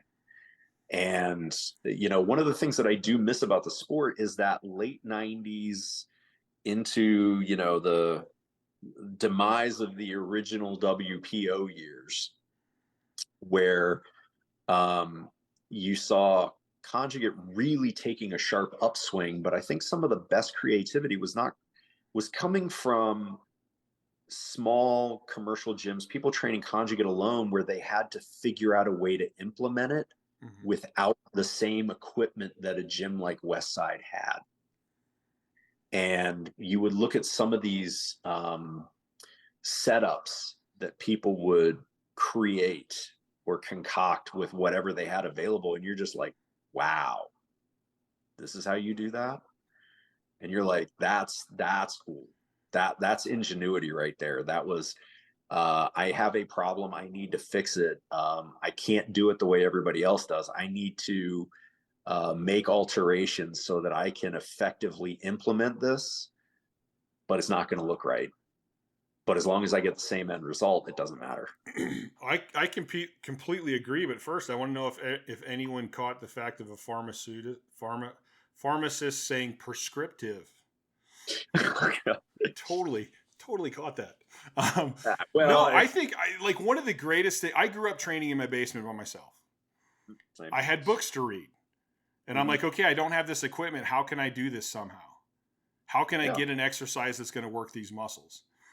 Yeah. And even when we started training at the gym, like I posted some of our old videos, and I didn't have a monolift. So I made an extra set of pins, and we had enough guys where you use the pins, you pulled the pins like a monolift. Yep. And so we didn't have a glute ham raise. Okay, what else can we do to get that same sort of thing? And that, to me, that was a huge fun part of it. Oh yeah. And even when I first learned like Westside conjugate, and I was having trouble and it wasn't working, for me, it was like, no, you picked this system. You learned from Dave Tate for a reason. You're not executing it properly, so you need to go deeper. And then it allowed me to go, well, wait a minute, just because this is the way it's set up, these are the principles that you like. Can you tweak it, keep these main principles, and make it work better for you? Yeah. And so we were always tweaking the system to fit what we needed. And I'm like, dude, I got 4 or 5 different guys. Like, one guy's tall and skinny, one guy's shorter and chubby, or one guy's older, one guy's younger. Like, how can I tweak all this and tweak it in ways that we can all still train together and all get what we need? And like, that was fun because I got to use my mind. Like, I got to think. Oh yeah. I used to go into it was a small local chain of commercial gyms that's now been bought out by Gold's Gym.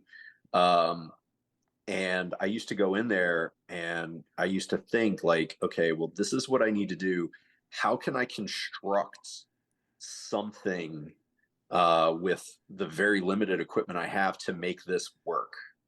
And, I think that critical thinking and problem solving is something that society in general is just missing, but made us better, because once you know how to come up with kind of like the, everybody would use the term wish.com version nowadays. But, if you could make the wish.com version of like a GHR, or, knock off a way to like kind of set something up so you can rig some bands to it, or, whatever the case may be, like you then have that knowledge. It's like, oh, well, okay, well, one of your friends is training in a similar set of circumstances, maybe just a little bit different, but how to adapt that idea that you came up with and tell them, well, hey, why don't you try this? Yes. Like you can still do these exercises. You're just going to have to rig it this way. Well, I think what happens is, I think this, as you said, it triggers that problem solving and that thought process. And I think what I see, and I've told this story before, like I'll see somebody, Mark Bell was a great one. Mark Bell would put up some weird exercise, and I'd be like, I know when I go to the gym tonight, I'm going to see this. Yep. And so I would go in, and I would see somebody doing it, and I'd be like, okay, just because I'm a smart ass, I'm going to go ask them why they're doing it. Yep. Very rarely do they know why they're doing it. Very rarely do they know what muscle it works or how to put it into their system. They're like, no, I saw Mark Bell doing it and it looked fun. Yep. And I'm like, so like your whole training, you just want someone to tell you what to do and you have zero understanding. Nope. Like if you're doing a row, you don't even know what you're working.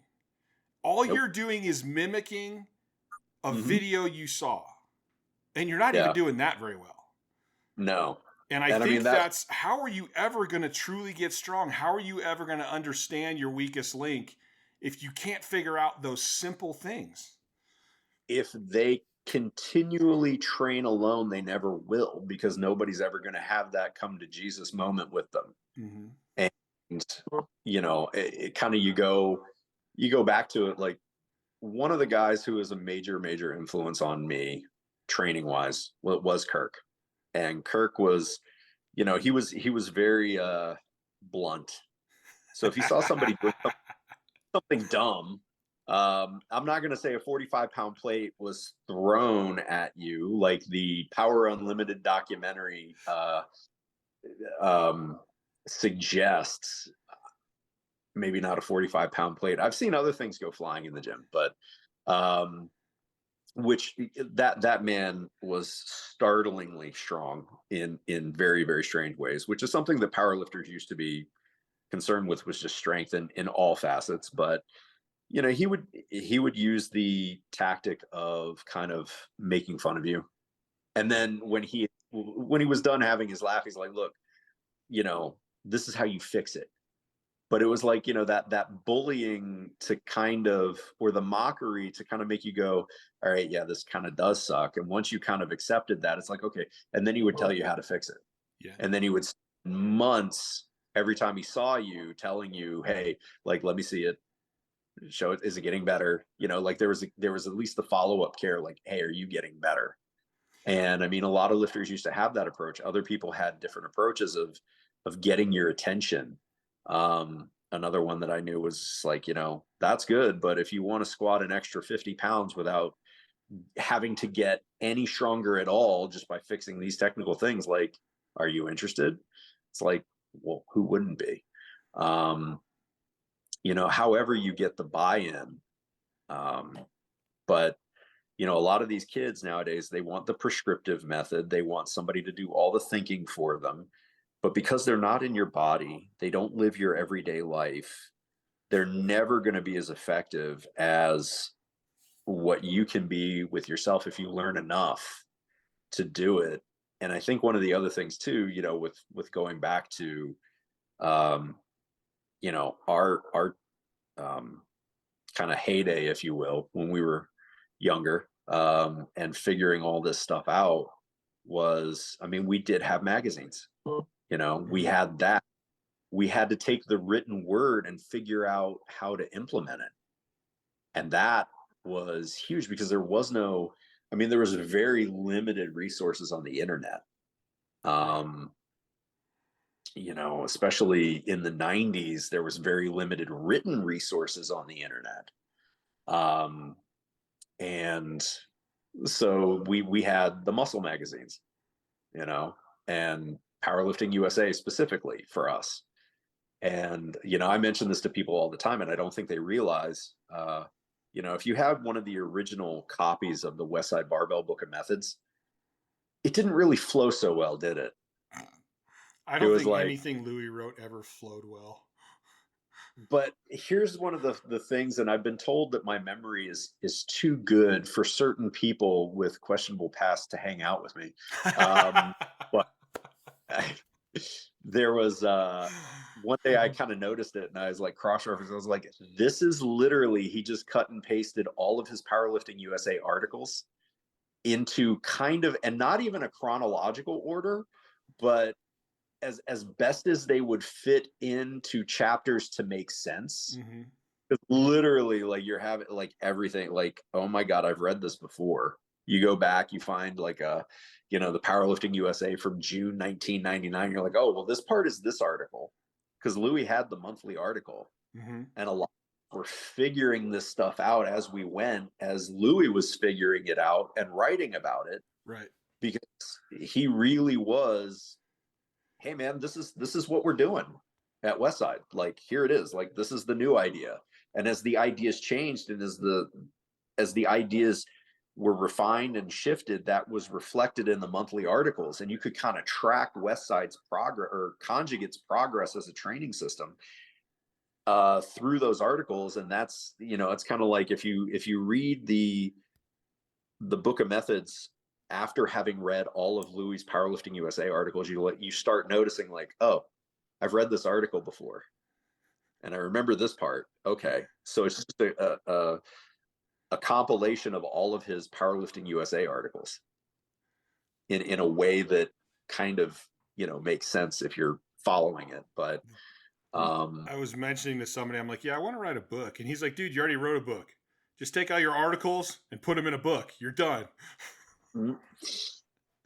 yeah, I mean, that's basically the book of methods. But when we were reading these articles in real time, we were like, okay, well, how would I implement that? Because not everybody trains at Westside. Not everybody's got a powerlifting gym that's within a drivable distance. And think back to the 90s. How many people had monoliths Yeah, it was not many. at all? I mean, there's maybe a couple dozen powerlifting gyms throughout the country.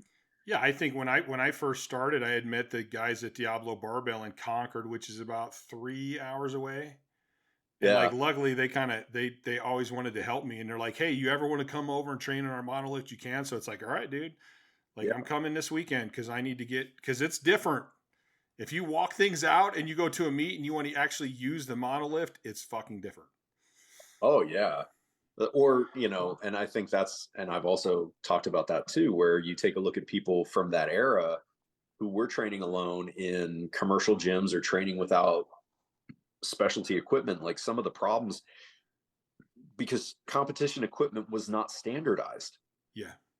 Go to Oh, one dude, meet, you they would use get a different power meat bar. benches, Oh yeah. different Oh yeah. monoliths. Like, some of them were, Different you'd try to get under it, it didn't have this much play in it. And you're trying to get Yeah. set, and you're like, God, can I have my guy hold this thing so I can get in here or what? Oh yeah.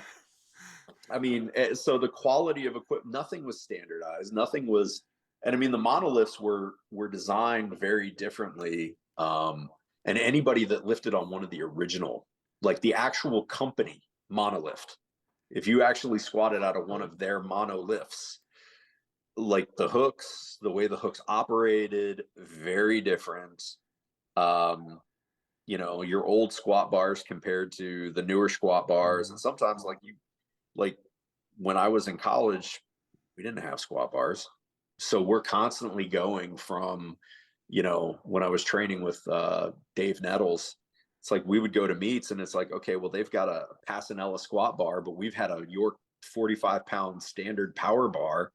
So that extra thickness is like, it's not sitting right on our backs. It kind of like threw us off because we couldn't adjust like on the fly at a meet. You have to learn how to do that. And you need practice with it. Like I remember when deadlift bars became more and more common, the number of people that would get red lighted for hitching because you catch the whip. Yeah. And all of a sudden it's like, oh, it's like you catch the whip and now you just hitched. Red light. But I think like you said, I think that goes back to crediting some of the toughness of the older guys. Oh, yeah. We didn't know what we were going to have. We went to the meet. We're going to do the best we can, and whatever's there, we're going to adapt to it. Oh, yeah. Yeah. There wasn't any, well, I'm not doing the meet now, or, oh my God, this sucks. It's like, dude, this is what we got. So what?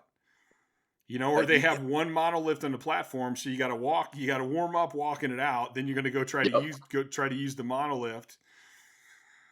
It's you run what you brung. And I remember I heard one guy who was, and it was always the mentality that I tried to encapsulate when I was on the platform. It's like, look, I came to play.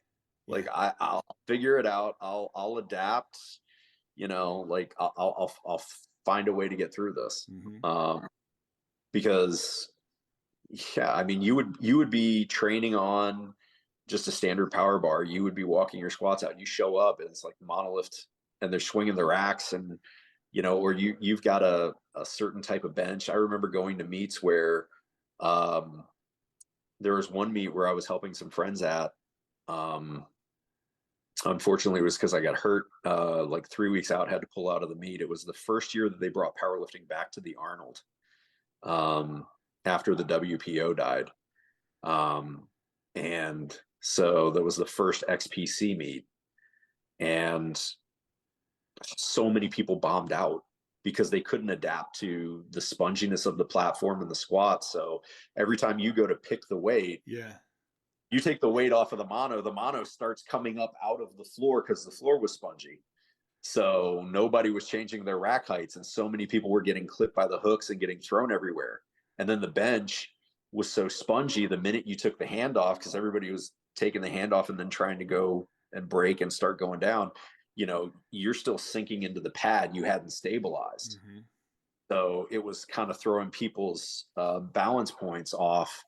And the people that made it through the squat were now bombing in the bench. And it was like, last man standing kind of stuff. I mean, I remember I used to always go, because I would always be on the second day almost if it was a 2-day competition. And I would always get there early. Mm-hmm. And then the first day is like, okay, I want to go check out the warm-up room. I want to check out the equipment. Like you said with benches, I didn't know if I was going to have a suede bench. I didn't know if I was going to have a leather bench, a vinyl bench. I didn't know how thick the padding was going to be. Like you would get completely different benches at different meets. Yeah. And nowadays you still see that a little bit, but it kind of crosses federation lines because every federation has their preferred equipment. Yeah. So it's going to be roughly the same from meet to meet. But if you hop feds, which not a lot of people do anymore, you're going to have a totally different set of equipment now. Mm-hmm. So, okay, you're benching on a standard power bar versus in an ER rack versus, a specialized bench bar off of like a Thompson fat pad in the IPA, so a lot of people, and this is another thing that I like about our generation is because we had so much variability and grew with the equipment, not just supportive equipment, but the actual equipment.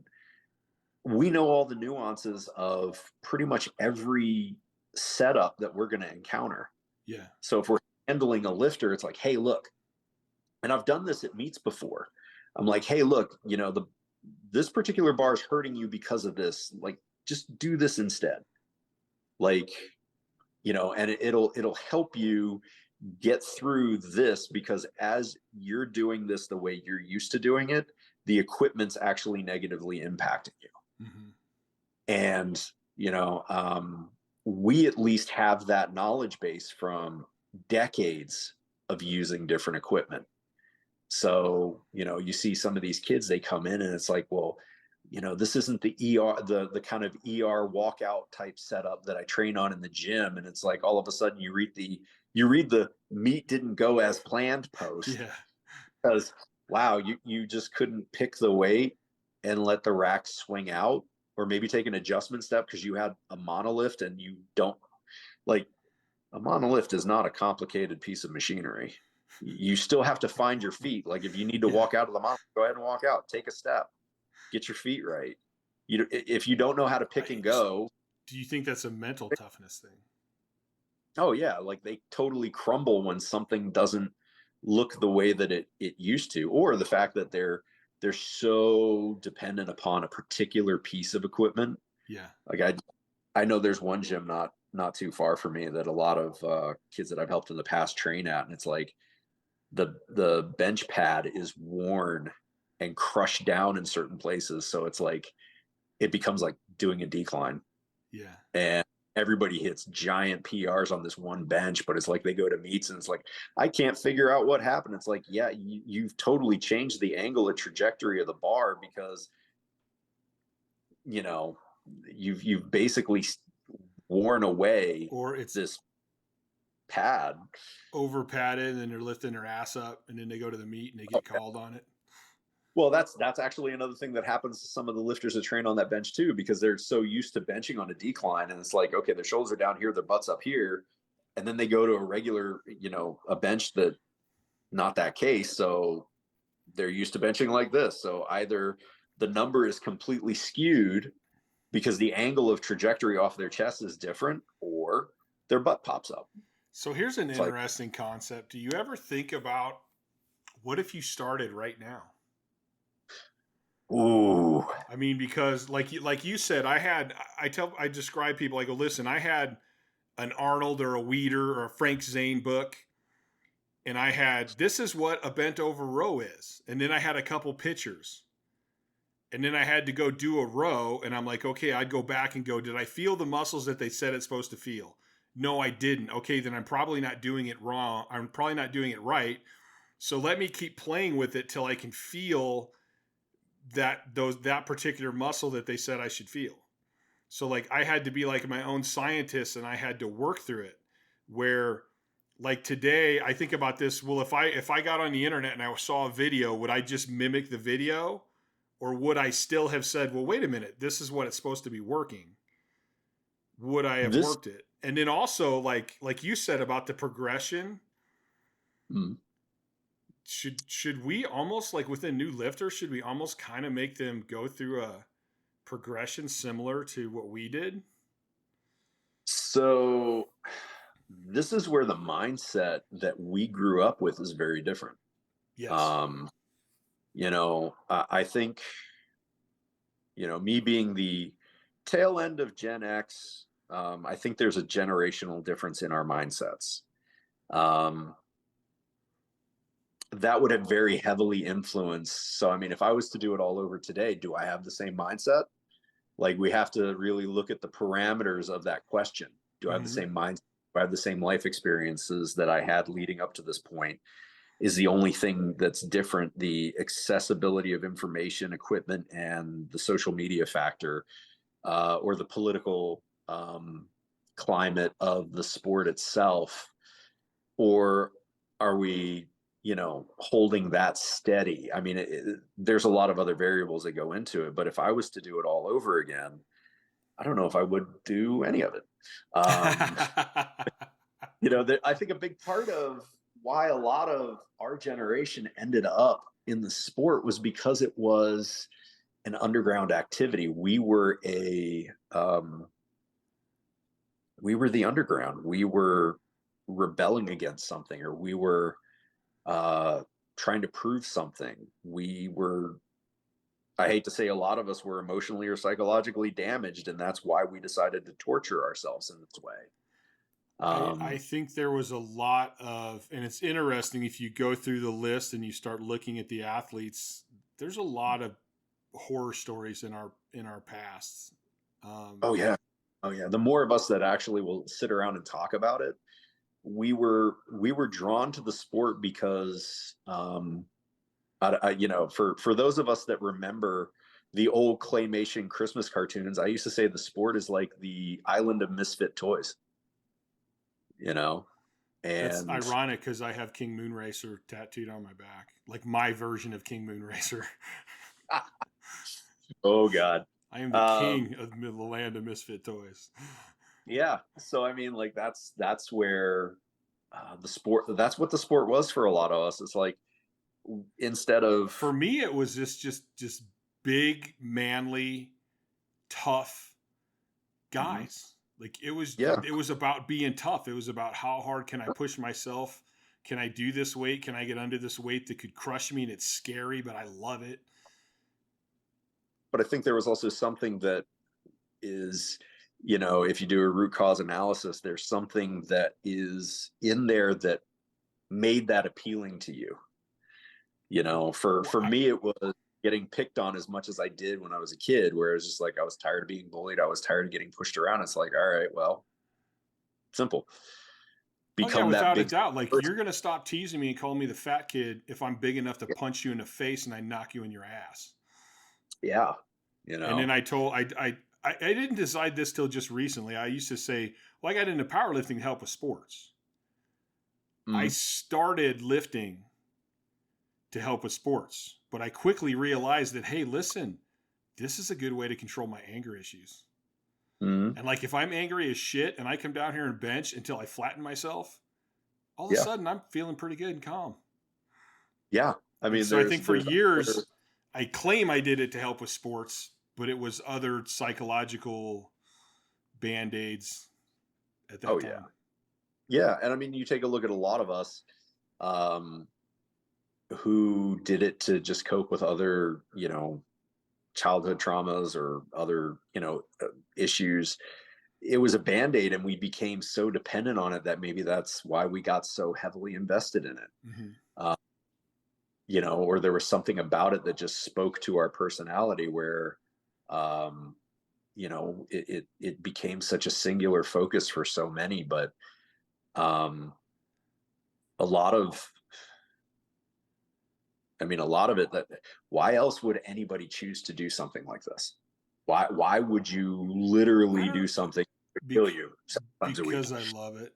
I still Yeah. love it. I don't lift What heavy is like it I about used you to, that but loves that? Yeah. I mean, you know, I got as good as I was because I realized that listen, I'm doing this sport to deal with other things and I can't be the best in the world if I continue to do that. Yes. So I had to kind of deal with my other issues. And then I Yeah. think every power lifter, I think the reason that there's such big, strong, monstrous men that are actually cool as shit, I think that at some point they go, listen, I'm big and I'm strong and I can stomp anybody in this room. But you Mhm. know what? I still feel like I felt. And it didn't really fix anything. Yeah. And I think that realization makes them like a pretty cool person, a pretty Yeah. cool human being. And that's one thing that I've always noticed is the longer somebody's in the sport and the higher a level they reach, whatever issues they're kind of dealing with, kind of soften. Mm-hmm. And a lot of times that's when you see these, you know, because I always reach that conclusion where the people climbing the mountain, climbing Man Mountain is, you know, like they haven't planted their flag yet. They're still trying to find themselves. They're still trying to prove something. They're also, you know, they're more aggressive, they're more off-putting, they're more um insecure about their place. But the better they get, they're like more chill about it, Yeah. and they care more about others because they see the people that are climbing that hill behind them. They're like, I know why you're climbing this hill, and I see there's something you're battling behind closed doors, and you know, you want to help them, Mm-hmm. you But know. even for me, I still, even though I've worked through all that stuff and I lift for completely different reasons now, I still love it, man. Oh yeah. I mean, I just Oh love yeah. lifting. I love how it feels. I love how it feels afterwards. I love setting my stupid little goals now. And like, I don't know, something about it for me. Yeah, I mean, there's you're proving you're proving your metal, you know, still. Yeah. It's like you're earning your place at the table. Like, look, I can still do this. I can still do this. Like, I am not um one of those people that did all this stuff and then just faded off into obscurity and never trained again. Because I've seen a lot of things like that happen where people just walk away from the lifestyle completely. It does happen a lot. It's kind of amazing to me because I can't imagine. I've definitely had some struggles with of course, my mental issues and having to take some time off from them, and in dealing with a few injuries now, but like the whole thing of like, okay, you're never going to lift what you lifted. Yeah. Like I peaked. Mostly because I'm never going to put that much energy back into it. But we get older. There is a downhill. Yeah. And that's a hard thing to kind of deal with. But again, I think that's another lesson that lifting is teaching you about life and stuff. And it's, but I still love lifting, even though that, and I think a lot of people they run away from it at that point. And I'm like, no, it's just another lesson I got to learn. Like, I'm not leaving this sport. I'm not going to stop lifting. I'm going to lift till I'm dead. And if at some point I can't lift, I imagine I'll probably die shortly after that. Yeah. I mean, we are the lifers, and well, first off, the lyrics to that song, Rage into the it's a poem, Rage into the Dying of the Light. Yeah. Kind of come to mind with that, but we are the lifers. And I think there's a different mindset also for us. I think it's easier to walk away from the sport completely when you weren't in it for the same reasons. Like, the lifters of today, I don't know how hard they're going to cling to the sport. How many of them are going to be in the sport for decades? And you also wonder, like, if social media wasn't a thing and there was not some sort of social currency in their participation, would they even be doing it? Sure, is their participation? You take away all the interesting thought too. Yeah. Or you take away all the followers, you take away all the likes, you take away the monetization of their Instagrams and their Twitters and whatever other social media platform they have. And yeah, because we did not do it for those reasons. No. Like, who knew who you were? The people that trained at the gym you're at and other powerlifters. Powerlifters. Nobody ever came up to me at the grocery store and went, "Hey, you're Chad Ikes. You're a world record holder." Yeah, you know what? The few autographs I've ever signed, they were at the Arnold Classic at the competition. Nobody was stopping me outside of that. Exactly. You take a look at some of these people, and like our generation, the only positive feedback that you got was, or acknowledgement, I should say, is that one line, Powerlifting USA, with your last name and 4 numbers behind it, what you squatted, what you benched, what you did, what your total was. And that was the only acknowledgement that you even participated in the sport. For the majority of lifters, unless you were lifting in a high enough level meet that one of the ones that got articles written about them, like the APF seniors or USPF nationals, or ADFPA, now USAPL nationals, like the national level meets or the IPF worlds or the WPOs, where they actually had like the 2-page, 3-page write-up.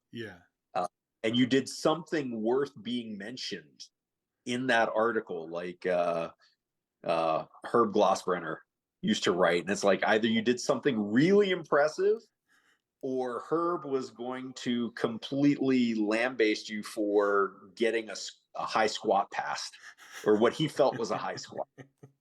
And he was going to write about it because he was disgusted. But that was for years and years. You get your name in 2 or 3 Powerlifting USAs a year, depending on how many meets you did per year, and that was the only public acknowledgement that you even participated in the sport. Nowadays, you see powerlifters with tens of thousands of social media followers. Some of them more than that. Some of them hundreds of thousands. Jeez. I must not follow any of them or pay close enough attention to know. Well, the funny part is they're not. I mean, I scroll through social media every now and then, but I'm usually scrolling through. I'm looking for things that are going to make my life positive. But every now and then I scroll through and Like I the just look at trophy. stuff and I'm like, who the fuck is this person? This person, what the hell are they talking about? And then they Yeah. look good and you see they have a shit ton of followers. And you're like, Yeah. what the hell, man? And then I scroll through and I see people that I actually know that I know are very intelligent. And you're like 7,000, 5,000, 4,000. And Yeah. I'm like, this is all jacked up ass backwards, man. Oh yeah. I mean, you take a look at the people that should have 100,000 followers, and you're like, yeah, they have like 10, Yeah. if that. And the people that have 100,000 followers, you're like, But if you step back and think about it, you're like, well, this makes sense because these are all these people following them are the people that see an exercise and just mimic it instead of understanding. Wait a minute, what's the point of this exercise? Like yeah, even now, I try to give everyone credit. Like I feel like everything that I've learned is just something from somebody else. Maybe oh I yeah, expanded it and took it further, but it all started somewhere else. So I'm always trying to yeah, give people credit. But like I'll see an exercise that like DeFranco does, and I'm like, holy shit, I haven't thought of that, dude. That's a great rhomboid exercise. Like I know yeah. what it's for, and I can watch him execute it, and I'm picking up every little cue. Mhm. But there's people that just look at it and go, oh, that looks fun. Yeah. And I'm like, what the Or fuck kind of thinking is that? Like that makes no sense. or the people that come up with an exercise, and give it a name, and I'm like, I remember people doing this like 25, 30 years ago in commercial gyms, and we didn't call it that. And you've only been in the sport for like 5 years, 10 years. I'm like, I don't know about this, Yeah, but don't you see that in so many things? Like when this whole cold bath thing started, I'm like, do you guys understand that this is like ancient shit right here? Oh yeah. This is Oh not yeah. even close. This has already cycled through 4 times, and you're Yeah. acting like it's something new. Like one of my old buddies, Donnie Thompson, likes to say, what is old is new again. Yes, You and know, it's so true. I mean, and it's so funny too, because I have a lot of these same conversations with Donnie, about the state of the sport and whatnot, and training and the evolution of everything. But you take a look at something, it's like, okay, well, it falls out of favor for a while to the point where the masses forget about it. All you Mm-hmm. need to do is rebrand it, drudge it up, and people are going to think, oh my God, look what you just created. I'm Mm-hmm. like, I remember that from, you know, it's, It's it's I, it's funny to me because I mean, and I say this all the time. I go, listen, this isn't rocket science. yeah, Like there's yeah, a lot of things that are a lot more complicated than this. And I go, mhm, if one training program worked, there would be one training program. If yeah, one diet worked, there would be one diet. The yeah, fact is, people are different. It's not about mhm, finding what's perfect. It's about finding what's perfect for you. yeah, And if and you are the person that wants to follow and mimic, you're never going to find that. You have to use your head. You have to invest yourself. yeah, and then you see a lot of people nowadays where, all the forgotten knowledge comes flooding back in, and they're like using these little tech. Like I'm seeing a lot of technical cues in a lot of lifts, and I'm like, uh, not for nothing, we kind of abandoned that idea because that's the way people used to do it 30 Mhm. years ago, and like everybody was like, nah, maybe we shouldn't do that. Um, Yeah, or so you're bringing back the leftover shit that we didn't like back then. Yeah, I was like, I've watched some people squat nowadays, and I'm like, not for nothing, but they kind of abandoned some of these techniques like 20, 30 years ago because of certain types of injuries, but you haven't reached that point yet. So when you do, like, okay, let me know how it goes But for you. that's the importance of the history of the sport. Oh, I know.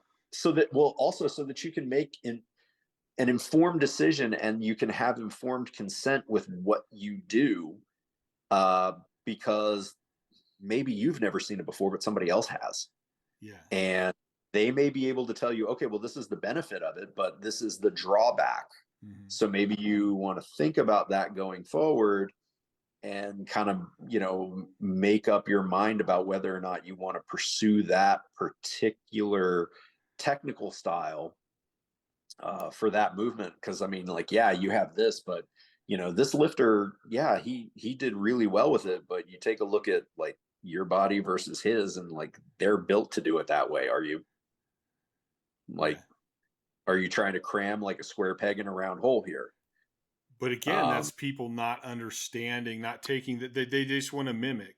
And this is the Yeah. same thing with cueing. I was at a strongman competition one time, like a mid-level one, but John Anderson was there, who's a friend of mine. And I kept hearing everybody yelling these cues, and I'm like, okay, like I'm a really good power lifter by this time already, and I've trained with some pro strongman. And I'm like, I don't think these people know what they're talking about. I go, but John's here. I'm going to go ask John. And so I go over and I'm like, John, dude, I got a question for you. I keep hearing all these cues and it's kind of driving me nuts because they don't make any sense. Yeah. And he's like, oh, you're talking about this one and this one? He goes, yeah, these people have no idea what they're talking about. Yep. And I go, okay, good. I wanted the expert opinion to make sure I'm right here. And it's the same thing. Like you go to meets and you see people yelling shit like back, back, back. And I'm like, why are you, that person's already sitting back. They're just not keeping their knees out. Yeah. Why don't you yell at them to root their feet or squeeze their glutes, or like, why you don't even know what you're yelling. You're just yelling what you heard other people yell. Yeah. Or, you know, worse yet, they're yelling what they've heard other people yell, but they don't know when it should be yelled. And to have that level of awareness, like, oh, wait, no, or the eye to see like, hey, that's not the problem. Like their hips are already going back. Like, especially if, you know, you have a lifter that's like got mutant hip mobility and short femurs. It's like their hips are only going to go so far back. Yeah. So what do you do then? It's like, oh, well, they're locked up. What are you going to scream then? Like, you know, but it goes back to that same not actually understanding what's going on. Like, I don't want to put any thought into this. I just want to yell so I feel like I fit in. Yeah. But I'm not really going to put effort into any of it. Yeah. It's like going to a raw meet and all you hear everybody scream is up. Like, no shit. Whenever I'm at a raw meet, I feel a little bad, just a little bit, because I do that. But I'm like, dude, if I could just at this point just get it up. I'm gonna try to motivate you to just keep fucking pushing. Just muscle fuck it to completion. Get a rack command. Like, there's nothing we can do to help you fix this. But now I'm gonna go to a meet now and go down, and then when people look at me, I'm gonna go, Uncle Nick. Well, no, not down. I will go, and sometimes I'll be like left, right, you know, I'll forward, you know, like I'll just blurt out a random word. It's like, okay, it's about as effective as telling them up, because if they are, I thought we were just yelling directions. Sorry. Yeah, like I just thought we were just yelling like, you know, arrows. Like these are other directions. Like, I mean. You turn. When they're that fucking out of position and they're grinding that hard, you know, they can't hear you anyway. Like you've been underweight where you're grinding. Can you hear anything? No, I say that all the time. I don't even listen to commands anymore. Like I stopped listening to commands a long time ago. I'm like, I'll press when I'm ready to press. I train under the right circumstances that I really don't need you to say anything, and I can't hear you anyway. Oh, you went there, didn't you? Yeah, I train the way I need to train so I don't have to listen to commands or cues. Okay, great. Yeah. And if people were honest enough about that and trained accordingly, you know, like if you watch some of my meets, you'll see guys going, like the judges are like, rack it. And I'm like, I'll fucking rack it when I'm ready to rack it. I don't just stand up and throw it into hooks. All right, buddy? Yeah. Like, aren't I supposed to hold it to show, like, demonstrate control? Like squat. And I'm like, I'll squat when I'm ready. I'm not in position yet. Yeah. Like, as long as you don't move your feet, you're good. But, you know, I haven't gotten enough air or whatever, but, that, you know, brings up another really, interesting point from a historical perspective, is just how much the rules of performance have changed. Because when you said you'll press when you're ready to press, it reminded me of that time period where they did away with the press command. You remember that shit? Mm-hmm. Back in the 90s, where you paused at your own discretion. Do you remember how well that went over? Yeah, that was always an interesting one. And like, if you read the different rule books, or like some of them, like you have to stop. I go, well, technically, stop moving. Like, that's a pause. I can't come from down and start back up without a stop. Yeah. So whether you can see it or not, there is a stop. So technically, according to your rule, I can go as fast as I fucking want. Yeah, I mean, I remember there was a physics professor from one of the universities in the area that used to train with a group that I trained with for a while, and he's like, and now I can't even remember what is it, Newton's second law of motion, where any object that changes direction at one moment in time, the net velocity in all vectors is zero. Yep.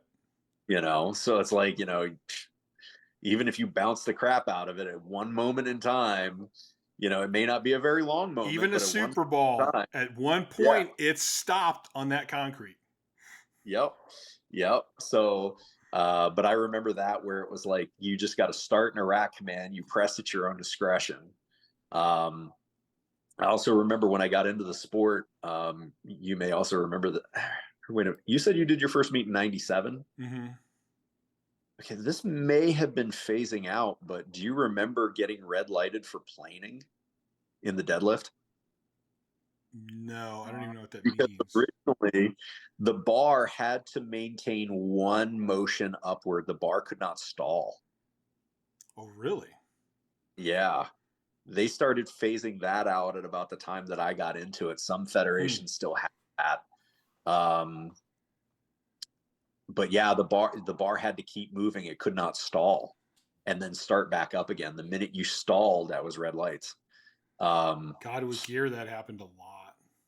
Oh God, yeah. Can you imagine all of the, or, just with, the catching the whip in a deadlift bar and it like it freezes you for a second and then you continue upward.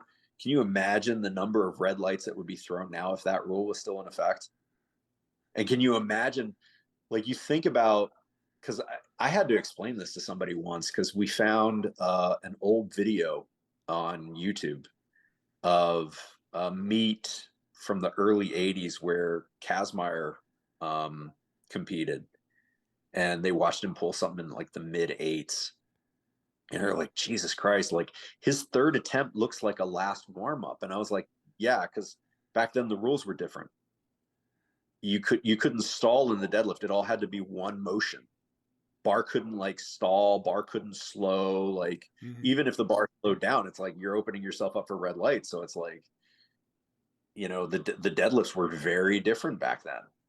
And they looked at me like I had three heads, and I'm like, yeah, well, the rule book has changed in certain things over the years. And through different feds. I mean, like the the bench press, like getting an actual press commander, having to lock it out, and guys doing soft handoffs and like those. It's changed. There's been a lot of changes through the sport over the years. Oh yeah, and I mean, not only just with what's written in the rule book, but also how it's applied and how it's enforced, which is also one of my hot button topics. That's a tough one for me because I'm gonna flat out say I think the judging on squat depth has fluctuated so bad, and I'm part of that because near the end of like the WPO era, like when was my last WPO? It was 07, I think, or 07 or 08. I heard meet directors and I heard the WPO tell the judges to lighten up on depth. Yeah. As a lifter, they wanted the records. As a lifter who wants to win, what do you think I'm going to do? You're going to go where the judging I'm going to go, okay, that means I'm going to, that's why one of the reasons I would go to meets and I would watch the judging the first day to get an idea. Are they super strict or are they going to lighten up a little bit? Because I just want it on a level playing field. If it's going to lighten up and it lightens up for everybody, fine. But if you're doing records and everything, I don't think that's a good thing. And you should never hear a meet director go, hey, you guys judges need to ease up. No, the judge's job is to judge, let them judge. And if every motherfucker gets bombed out of that meet, I'll bet the next meet guys hit their depth. Exactly. And that's why, I come off hard on the judging a lot of times, or I come off difficult on the execution. And a lot of people think I'm trashing the lifters. I'm really just I don't like the judging because it has, devolved. And at the same time, the lifters aren't even holding themselves accountable to be able to do that. Because they've gotten so used to, okay, well, this is good enough. This is good enough. It's like, okay, what happens to you when you go to a meet that actually has judges that are calling it by the rule book? What do you do then? Well, I think that's a slippery slope. That whole, I'm just going to go a little easy. I'm just going to go. It's a very slippery slope. Well, that's a slippery slope too. Yeah. You have some people that get themselves also into a tricky situation where it's like, okay, did you really hit that massive 100-pound PR, or did you get a gift? And now I think one of the problems with this is, and first of all, let me say this: I never argued with a judge. If I got red lighted, I kind of knew in my head I was pushing the border, and if I wanted to, I could have sunk it unquestionably. Yeah. So that was my choice. So I'm not going to get mad at a judge who's doing his job. When I went that 12:21, which I still say was deeper than Mike Miller's, who had the record. But the judges, and I talked to the judges, they both came up and talked to me, and they're like, Chad, man, that was super, super close. But I just couldn't give it to you. And I went, cool. Yeah. I told her that you're the judge, man. I respect your decision. Yeah. Sure, it would have been nice to get it, and I didn't know that I was going to go off the edge. I thought I had another chance. I didn't know I was going to go off the fucking mental health edge. But that's their job. That's what they do. I'm not watching it. I can't say. And then you watch a video. Dude, I have squats from multiple angles. Yeah. Dude, they all look different. Oh, yeah. Trying to judge a squat from a video, unless you know exactly where the video was shot from, is very difficult. Oh, yeah. Because even though it may still be from like the same angle, the height of the camera will matter. Yeah, yeah.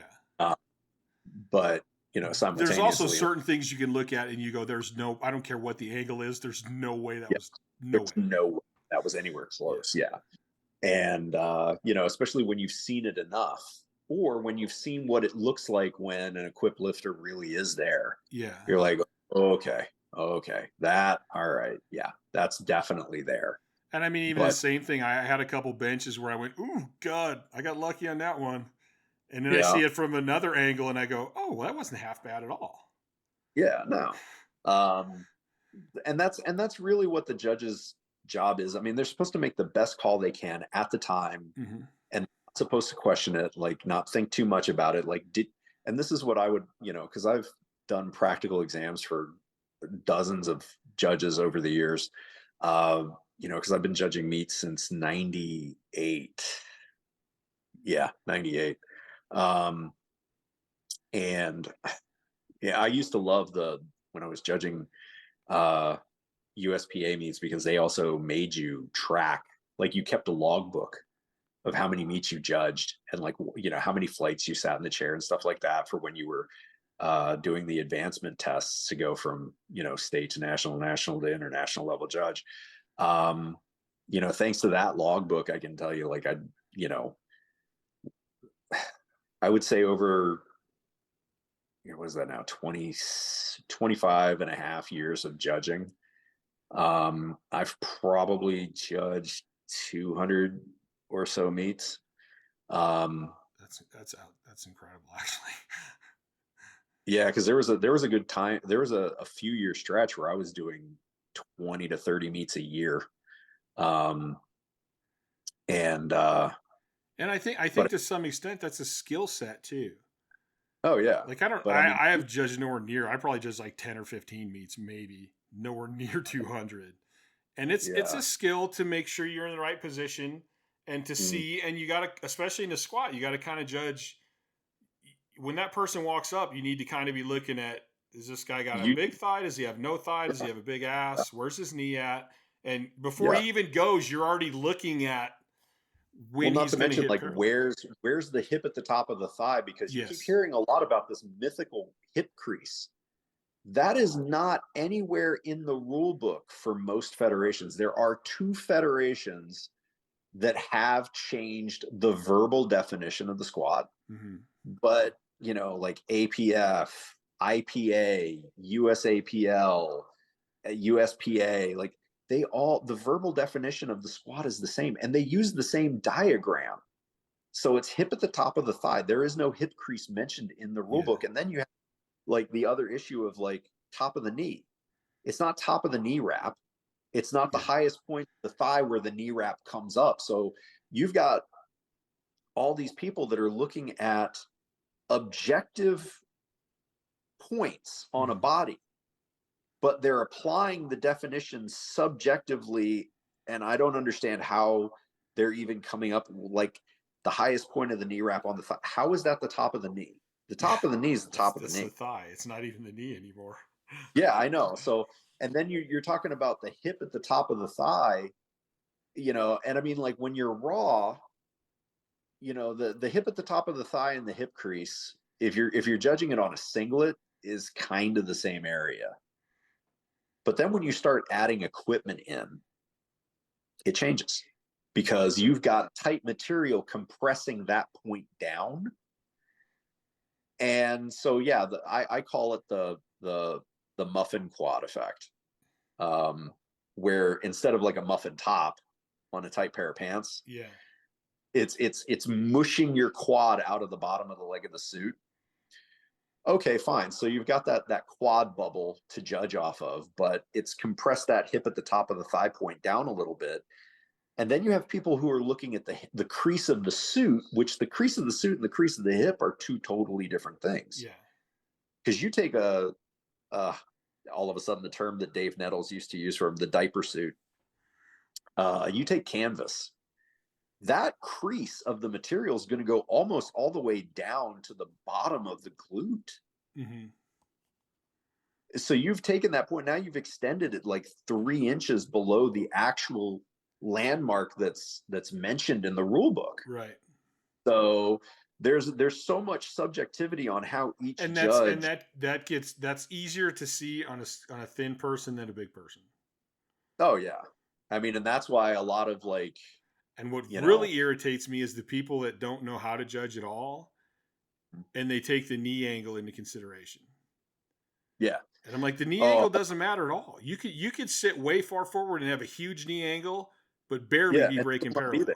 Yeah, with enough forward tibial tracking, like your knee can go so far forward that you're never going to hit depth. I come from the physical therapy background, and I'm like, dude, why can't we just like the greater trochanter to the midline of the knee?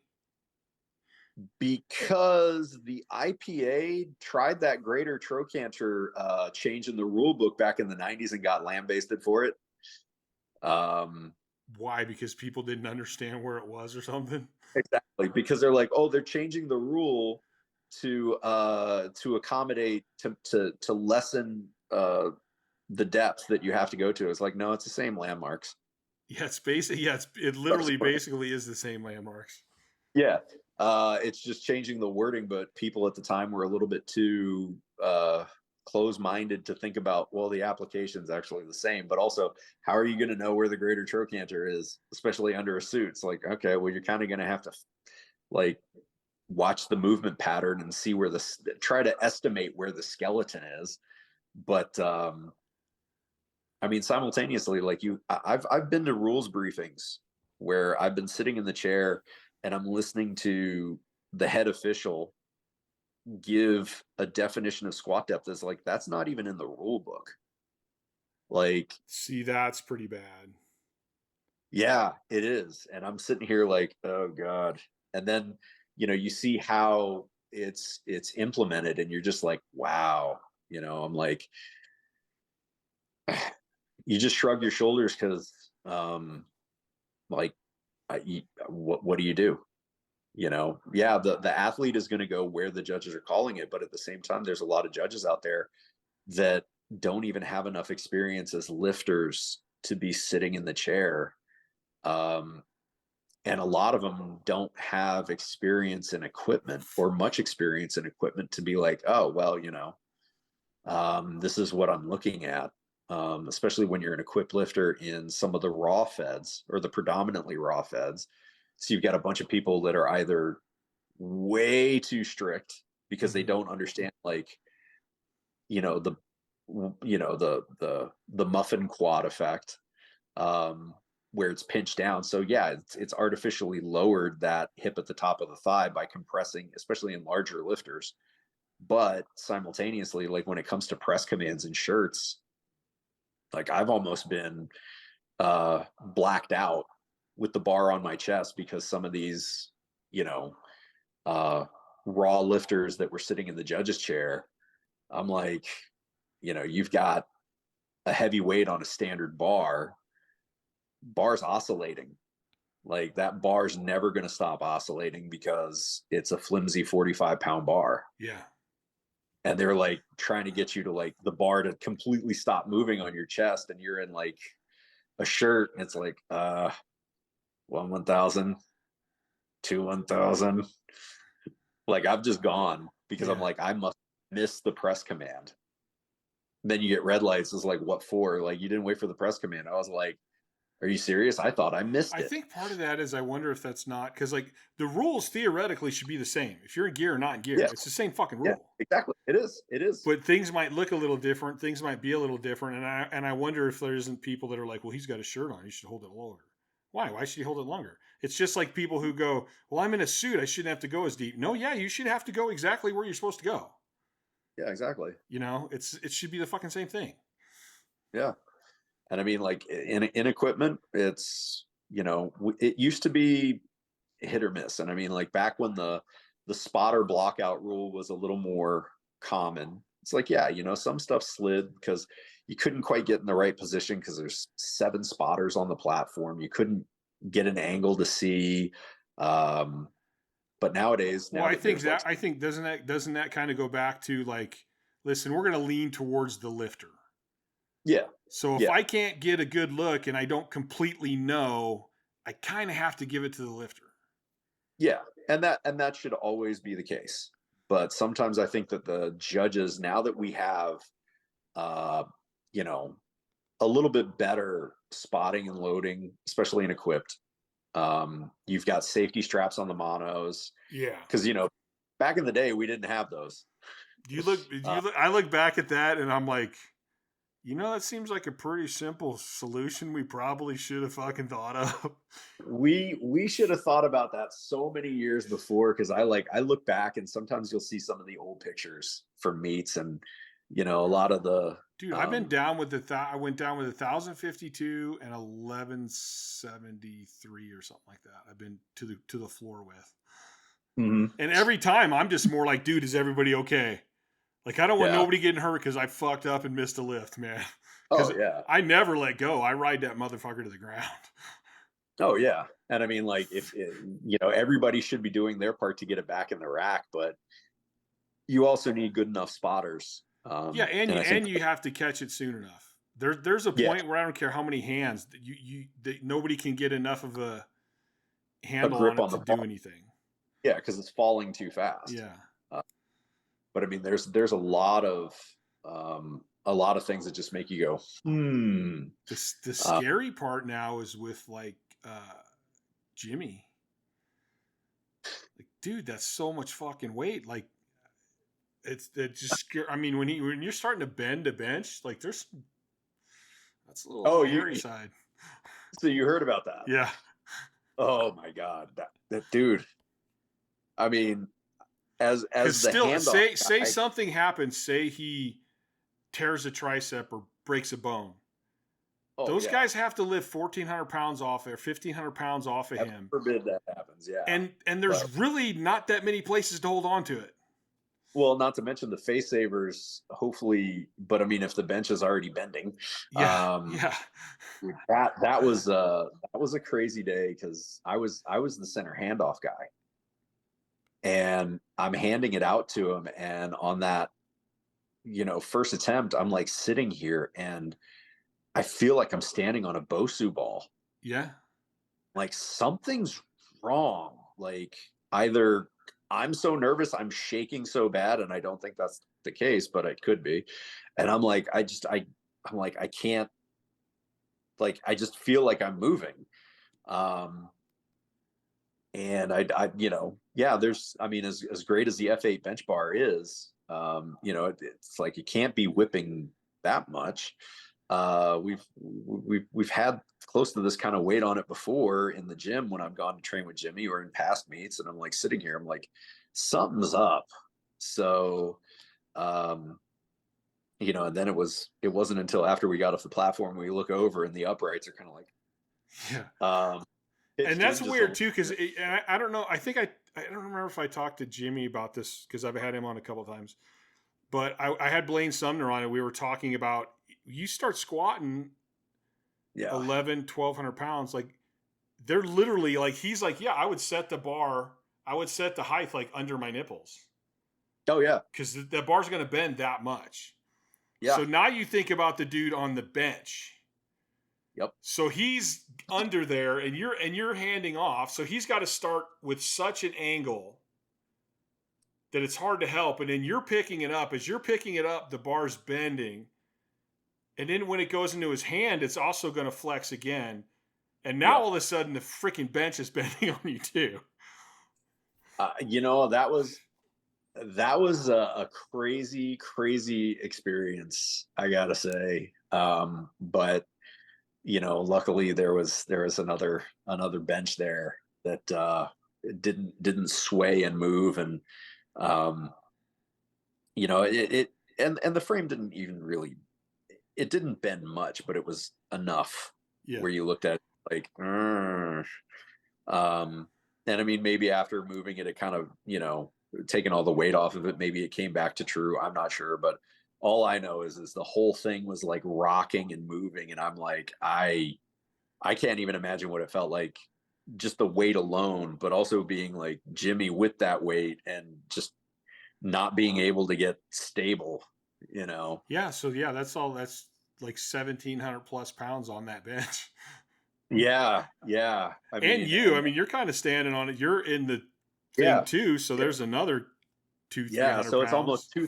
almost 2,000 pounds on this bench, and we're just like, oh wow. But I mean, also at the same time, like, you take a look at some of the other times, like the Iron Wolf bench bar that Jimmy did, the 1320, Mm-hmm. and on with the 100-pound plate, so that pushed all the weight out further to the end, and it's like, God, it was like, it looked like you were benching with a deadlift bar, Jimmy. So that also, as it bows, it's like you have to go that much further down to get a touch point, because you're kind of like benching with an impromptu buffalo bar. So I think that brings up another topic though, and it's more I think, looking back at the old days, but like people like, oh, well, he's strong in the gear. It's like, no, Jimmy's strong as shit. Like, Jimmy is just fucking strong. I don't care what he's doing. He's just fucking strong. And I think when you look back, like, I hear this every now and then, well, they were in gear. Like, yeah, but don't understand. Most of those guys didn't wear gear all the time. I hardly ever wore my gear. Yeah, because that was the old thing. Like, you should be able to train conjugate and then just put your gear on at the meet. Remember? Yeah. Remember that mentality? Or that's, like, I mean, literally, I would put my gear on. I would hit my opener 6 weeks out. I still wouldn't wear knee wraps. That's when I put my full gear back on, was 6 weeks before the meet. Yeah. And then, like, I would train, my dynamic work I do in my squat briefs. Every now and then we would throw the shirt on and do like a two board or something. But most of my training was more raw than in gear. Yeah. And I know a lot of guys, I would just like randomly do, we're like, hey, let's push the raw bench today. Yeah. I mean, like, hey, when's the last time I did that? I don't know, 10 months ago, 12 months ago, and hit like a 600-pound raw bench. Yeah. Or do 500 for a set of 10 or something. That was something that you used to see a lot of too, was because, you take a look at some of the guys in the warm-up room, like their last raw warm-ups. Like, I always remember, what was it? I think it was like, I watched Frankel, like, he took like 545 raw on the bench. He was a tank when he was still 198. And it was like, the raw world record was only like 20 pounds heavier. and he smoked it, and it's just like, wow, you know. And We were messing with Ryan what do we Kennelly at like one of the Wabdle meets, my partners. Oh God. And he did, I don't know what he did. He did like 5 something. We're like, oh yeah, really fast with that one. And so he loads it up to like 6 and just goes, boom, and looks over at us. And we're like, all right, yeah, okay, I got it. I got your point. Yeah, that was fast. Yeah. Yeah. I mean, what he did, like, there's a video of him doing like, 7 plates raw in the warm-up room at some meet. I mean, all those guys, like everybody I know back from that era was just stupid strong. Yeah. I mean, like when, like you take a look at some of their best numbers in equipment, and it's like, okay, well, you just take the gear off of them, because the gear was not adding as much as it is today. And the training was different. It's like, we just wanted to be strong. We just wanted to be jacked. We valued that over everything. I think I know for me, because I felt like I always took a somewhat scientific approach to this, but I'm also blue collar. Yeah. So yeah, okay, I need to have an idea how my gear works. I need to fix my weak points. I want my technique. Technique is the one way I can show my true strength. If my technique's bad, I can't do that. You know, so there's all these different factors, but in the end, when you took the blue collar approach, okay, all that stuff's fixed. You know what? I still got to get stronger. Like I still have to get stronger. That's the basis. That's the foundation of all this shit. And granted, there were a few guys that were like really proficient in gear and really bad raw.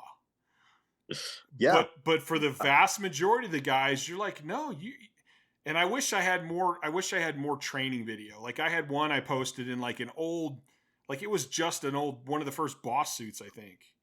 And I hit like a 900 squat. And I wasn't even getting pumped up. That was just like, hey, here's what I'm hitting today. Like big deal. Just want to try this. Yeah. And that kind of ties on to something else that everybody who trains conjugate, nobody really talks about anymore, is the concept of dynamic correspondence. Like nobody knows how much they're getting out of their gear anymore. Yeah. Like, I mean, I knew like, hey, if my raw bench is this, then I can do this in a shirt, because I know exactly how to manipulate the shirt and do, like there's certain testers that I have. It's like, I know whatever I can do on this exercise, like I can do that on the platform in a shirt, or I know exactly how much I'm getting out of this level of, equipment, where like, I know what my best raw is, based off of, or like if I can squat this much full gear, and then I know I can squat this much in wraps and briefs, I can take a raw squat at this and probably be able to hit it, and I would prove myself right like 100% of the time. Yeah, because I you kind of I didn't test my raw that much. I just didn't care, but I always had these other lifts that I knew if I did this, I'm going to do this much in gear, and this means that my raw went up too, because nothing ever went up on its own. Like even if my gear lift went up, my raw lift went up when I tested it the next time. Yeah. Like, so it was like, I fixed everything. Now I'm just getting stronger. Yeah. And if that base strength gets stronger, it's all going to get stronger. Else comes with it. Yeah. Or even if you don't hit as much raw, as much of an increase, like, okay, well, say your tester number, like like one of the guys I trained with, he said, like, I need to know how 600 is going to feel raw before, like, I know what, like, that's my hallmark number. It's like, if 600 moves like air, I know I got stronger. I know I'm good. But if 600 does not like fly raw, like I know I need to fix something. Right. So everybody kind of has that one warm up set where, okay, well, this weight should feel this light. Yeah. And if you know that, like, that's your number, and you don't want to say, like, you don't want to risk like taking a huge raw attempt if you're an equipped lifter. It's like, okay, well, this weight, I need to know how fast I can move it, how easy it feels. So even though you may not take like a full blown raw max, like say you never go over, 6 plates raw before you're starting to put briefs on or whatever. It's like, okay, well, I also know that this weight is now moving way easier. So Yeah. you've done something to Yeah. make it work. And we always had, like, every now and then we would have, because I love people that say you can't go wide raw. Because my one training partner Scott, every now and then we'd be like, hey, let's just box squat today, but let's go completely raw. Yeah. And I mean, we hardly ever did this. This was on a whim. Yeah. And so his feet, he was like Vogelpohl. He's touching the monolift with his feet. And he went like 8 something raw, pretty easy. Yeah. And I'm like, people keep saying you can't do this, but if your hips are strong enough, I don't understand why people keep saying this. If your hips are strong enough and you're flexible enough, yeah, you can do it. If you can pull raw sumo, why can't you squat wide raw? I say that all the time. I'm like, the bar's here or the bar's here. Really, it's still pretty similar. Movement pattern. It's just, is everything else strong enough to support it? Mm-hmm. And are you guarding and fucking yourself up technically? That's the bigger issue. Yes. I've seen a lot of people, like raw, because they don't feel any support, they start guarding in weird ways and it throws them off technically, where if they just kind of embrace the suck and just gone in with it, it wouldn't have been so bad. And that goes back to that rounds back around to the whole learn and be vested.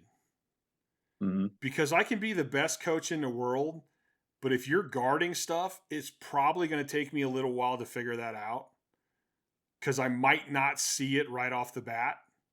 Yeah. Where if you know your body and you know what you're doing and you know your technique, you can be honest with yourself and go, you know what, I'm fucking tentative. I'm not doing what I need to do.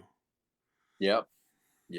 And it happens a lot when people start getting a little bit banged up and whatnot, mm-hmm. and certain things aren't moving the way they should. And then people start guarding, and then they inevitably cause more trauma in those joints, and then it just keeps getting worse.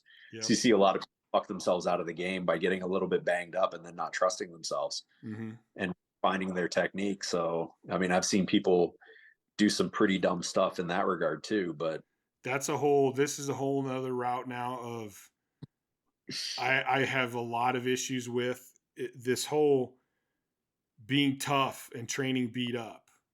Oh yeah. Because even one of my problems, and one of the reasons I never finished physical therapy or never went to PT school, is I got so tired of working with people, and I would see them, they come in and they're hurting. It's like we would get them to not hurt. Then we go, okay, you're good. See ya. And I'm like, but they developed a horrible movement pattern. We're not fixing the movement pattern. So as soon as they go back to work, eventually it's all going to be screwed up again. Yep. And I see a lot of lifters who will do that. They get hurt and they're sore, and so they got to roll for 4 hours before they can fucking squat. Yeah. And then they still squat with a bad movement pattern. Yep. And so, like, all you're doing is you're going to get screwed up.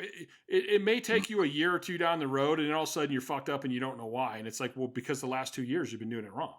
Because instead of letting yourself heal up, or going, hey, listen, me squatting right now is, I'm just going to develop horrible movement patterns.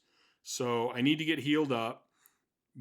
Can I find other exercises to maintain my strength while that happens? Like, nobody wants to ever take that step back to take a couple steps forward. No. Everybody's just pushing forward. It's like sometimes less is more. Yeah. Especially in aging athletes. A lot of times less is more, especially as you've accrued a lot of dings and damage, and you've got some joints that are deteriorating. It's like, if you want to stay in this, you're going to have to train very differently. And I mean, I always tell people, the way you can train when you're in your teens is going to be different than your 20s, 30s, 40s on up. And the way you train to get to certain threshold numbers is always going to be different. Because, I mean, the training that got you to a 300-pound bench is going to be very different than the training that's going to get you to 400, to 500, 600, 700. Because if you try to train and use the same methods that got you from like 4 to 500, and you try to use those same methods, once you get over 7, you're going to die. Mm-hmm. Because you're going to beat yourself into the ground so badly, you're just done. And as you get older, that's going to change. And that's one of my arguments for learning, not just doing, but learning how to train.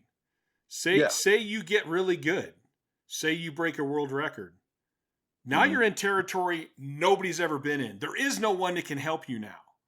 No. You have to learn something completely different because nobody's ever been here. Yeah. I mean, you've gone off the reservation with that. And it's like a lot of people aren't willing to kind of try anything new. It's like the hell I know is better than the hell I don't know. And it's like, well, the hell you know is not going to have the impact that you think it's going to have. Yeah.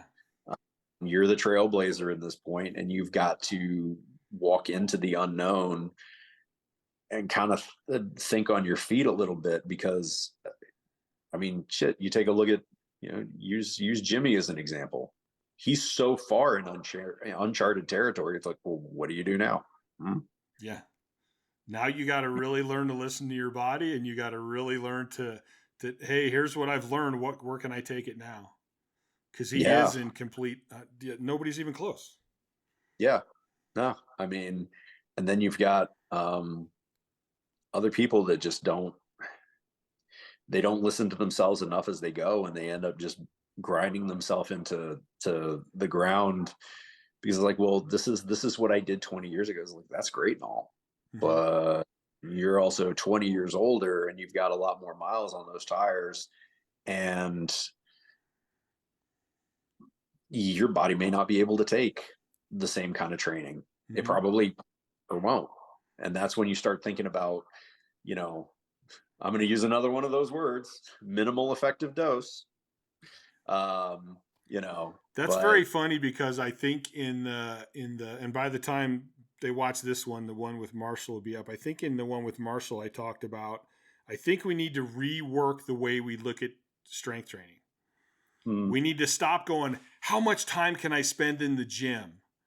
And start thinking, what's the minimum amount to stimulate the growth? Yep. I mean, and this is kind of funny because, we talk about applying all of this to other facets of life. The training mentality has implications in other facets of life, and you can take the mentality into other arenas. It's like, yeah, well, I've made those correlations with, things in my profession. It's like, yeah, the minimum effective dose is what you need, and anything beyond that is just going to be a waste, or have a negative impact.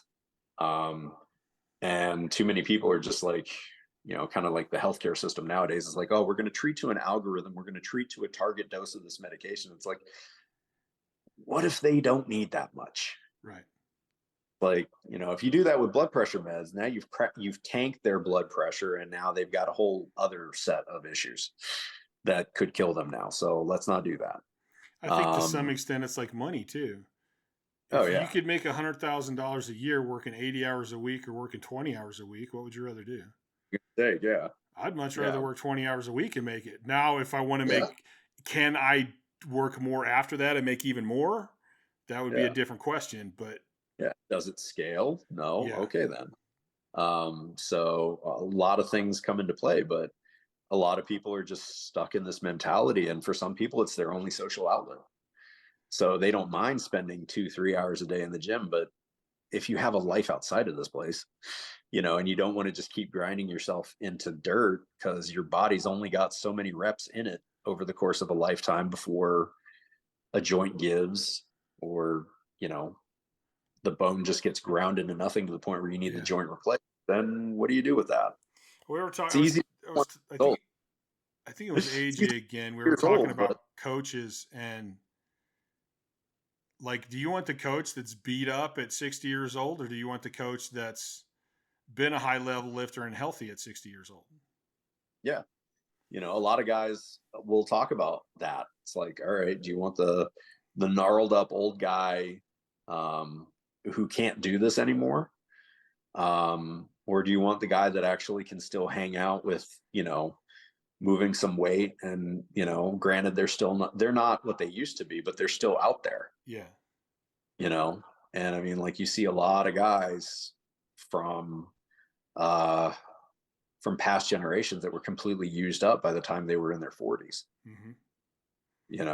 And then And you see a honestly, lot. if you look at guys like Donnie, for example, Donnie put up his 3,000 at what, 42, 44, something like that. Like 12 years ago. if you stay healthy, your 40s could be your prime.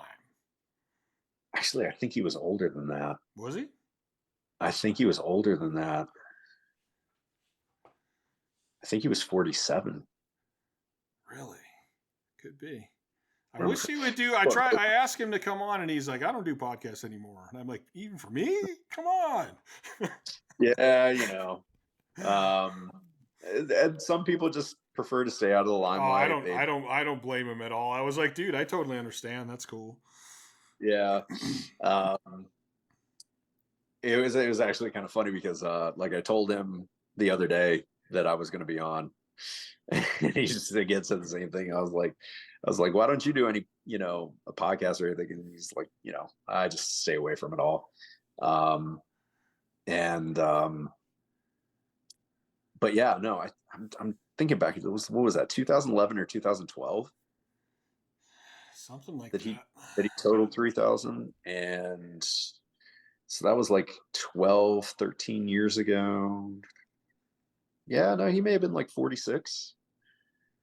I'm gonna see if it's in this magical open powerlifting. It'll probably list his age. 3,000. So that was 2011. 46. Okay. Yeah. That's even. I didn't realize that's awesome. Yeah. He was good though. I mean, he was good with his a lot of the stuff, the tempering stuff. He was playing around with that. He was doing kettlebells. Like even now, I mean, he just had his knee done, right? Yeah. But I mean, he's been pretty healthy through the whole thing. Yeah. For maintaining that kind of weight that long. Yeah. I mean, because that's the thing too. Like I remember when I first met Donnie, what was that, 98 or 99? He was like 220 or 242. Yeah. Yeah, I seen pictures when he started powerlifting, and it was like he looked like a bodybuilder. Oh yeah, well, because he was. Yeah. With that buzz cut, crew cut, Arnold Schwarzenegger kind of thing. And then again to go that level, because I mean I was, my body weight's would fluctuate anywhere from 220 to 270. And then to put well over 100 pounds, that's a lot of weight. Yeah. To be carrying for that long. Yeah. And I mean, he maintained a level of strength for a long time. Mm-hmm. It's kind of like what Louis talked about, how he had his pro total for like 30 years. Like, yeah. I mean, longevity is such a huge thing. And you know what? It's kind of a crazy thing too, because you think you're on a pathway towards it, but you're never going to know except in retrospect. Yeah. Well, I think strength too. Strength is one of those things that, and this is what I try to tell younger people, like, dude, it's going to take time. Mm-hmm. The worst thing you can do is try to rush it faster than what it can happen. Oh yeah. Like you don't get strong. And I try to tell this with a lot of my guests. I try to go like, when did you start? Where did you start? Where did you end up? Because I don't think people understand. This is like 10, 15 year investment. Yeah. Like if you want to put up some big ass numbers. Oh yeah. It's not going to be an overnight thing. And too many people will try to use a lot of substances to try to speed that up. And that's the stuff that ends up damaging them. Yep. Like your tendons need to get bigger. Your ligaments need to get bigger. Your bones need to get denser. Like there's a lot of stuff that has to happen in your body that just can't happen that fast. Well, and that sparks a very interesting topic that, I don't know, do we need to do a time check? Like how long have we been going here? We're pushing 3 hours. Oh, wow. Okay. But I mean, that's another thing too. Cause I mean, a lot of people, especially in past generations, didn't realize like, yeah, your bone density has to acclimate. Mm-hmm. Because we learned that lesson hard when we saw a lot of forearms snapping. Yeah. With the shirts and we started benching more. Yeah. Yeah. Or, when people started noticing like, the hip and knee replacements starting to increase, in older lifters, because I mean, yeah, you wore the joint out. Like nobody thought about these things beforehand, that your body was eventually going to give out. And that you had to give all of that time to acclimate. I remember reading Ted Arcidi articles in the muscle magazines back in the days, like you have to go slow to give your ligaments a chance to acclimate to the load. And then, like I started thinking, well, yeah, that kind of makes sense. And then I started thinking about bone structure, a while back, when I was thinking like, because I remember I told Jimmy, like, man, you should get a DEXA scan. Like, I want to know what your forearms look like your radius. I would like to I know the want you to density take of his X-ray. bones. I kind of want this, Yeah, because a lot of guys over the years have gone in for MRIs and stuff, and they will show me like pictures. They'll send me pictures like, hey, look at this, like the bone deformations that years under heavy training loads, because like your bones, there will be microfractures and remodeling. And it's like, people's forearms are bowing out, or, they're growing in altered ways. They're not straight anymore because they've broken and remodeled so many times. All the calcifications below the deltoid from people that wore denim shirts slung down low, a lot of, but I think there's a flip side to that too, though. Like when I had my hip MRI'd at like 37 or 38, and the doctor asked if he could keep it, and I go, yeah, but why? And he goes, because you have the hips of a 20-year-old, and you squat 1,200 pounds. Yeah. But I took the time to grow. I took the time to heal. I took the time to keep flexibility.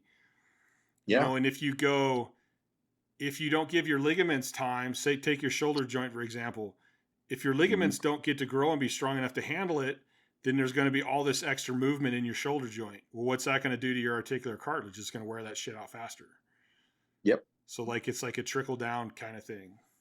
Yeah. Oh, it goes in both directions. Yeah. But I mean, like if you don't take that time to build the foundation, literally the skeletal foundation, the other thing too, like a lot of people will think, oh, well, I'll just use drugs to speed things up. And it's like, okay, you do realize that only works on the actual muscle cells. It's not doing, as much tendon. And then all of a sudden the muscle becomes stronger than the tendon and the two separate. Or the muscle yanks so hard it rips the tendon off the bone. Okay, problem. A lot of people decided that was the shortcut they wanted to take, and they talked themselves, but they used that train of logic. They rode that train all the way to the station, and the station was an early exit from the sport. Cut into their own potential because they weren't patient, And you cut that time short, and you find out that by the time you hit your prime, you're destroyed. You can't even enjoy. Yeah. You're destroyed, or putting up the best numbers you were capable of. Yeah. When you you cut your potential short, but also you cut your career short. And then after that, because a lot of that was coming from help, you lost so much of it. There's that baseline level of strength you thought you were going to keep. No, because I mean, you see guys like I've seen so many guys. It's like they pull some gigantic meat together, and then they come off of everything because of a health issue. And it's like, then they try to get back into training or something after enough time has passed. And it's like, oh man, like, yeah, like, and it wasn't even that long of a hiatus where you're just like, okay. Yeah, I think that still goes back to that whole base of training and that whole thought process of, I'm not just listening people. I'm not just going to listen and mimic people. I'm actually going to learn about this, and I'm actually going to educate myself and then choose who I listen to and who I don't listen to. Do I want to listen to the guy that's going to tell me to get on drugs because he's trying to fucking pump the shit out of you to get even more clients? And he doesn't give a shit if you don't last more than 3 years. Yeah. He wants to put a bunch of weight on you, make you really strong, use that to get other clients. And he doesn't really have your best interest in hand. Yeah. I mean, I've seen a lot of coaches go that route where they've got their show pony, and the show pony gets worked into the ground. The show pony is really a workhorse. Yep. And it's like they just get worked into the ground until they find a better, newer show pony. And, you know, but it's a little predatory, but I mean, that goes with any industry. So. Okay, I'm gonna wrap this up here for us. But dude, you as much as all my other people, you're welcome to come on anytime. I would love to have you back on. I mean, even like the end of this conversation, we could probably keep going on this alone. Oh, hell yeah. And the conversations that we have anyway, messaging back and forth all the time, like almost any one of those could be an episode. Oh yeah, seriously, they could. You know, we should definitely do this again. We should also maybe try to get a way where a bunch of us can get together and just have like a little round table.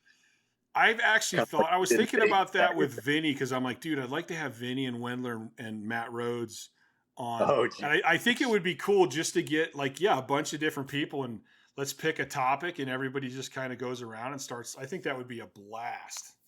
Oh, like we did at that buffet in Vegas that night. Yeah. Like, dude, could have had a microphone hanging over that table. That would have been hilarious. Dude, you get some great ass stories. And I'll still say the most knowledge, all the seminars I've been to, all the hanging around people, the best knowledge I ever got was when I'm hanging around a group of powerlifters and everybody's just telling what they did and how they do it. And you're asking questions, and like there's so much knowledge comes whizzing by you at those times. Oh yeah. And you kind of wish you had a video recorder to kind of capture. Yeah. So, but yeah, I mean, it's been great. Thank you for having me on. Cool, Nick. This was awesome. I'm going to hit my little outro here. All right. Thanks for listening to the Courage Barbell Unlimited podcast. For more information, please visit couragebarbell.com. Until next time.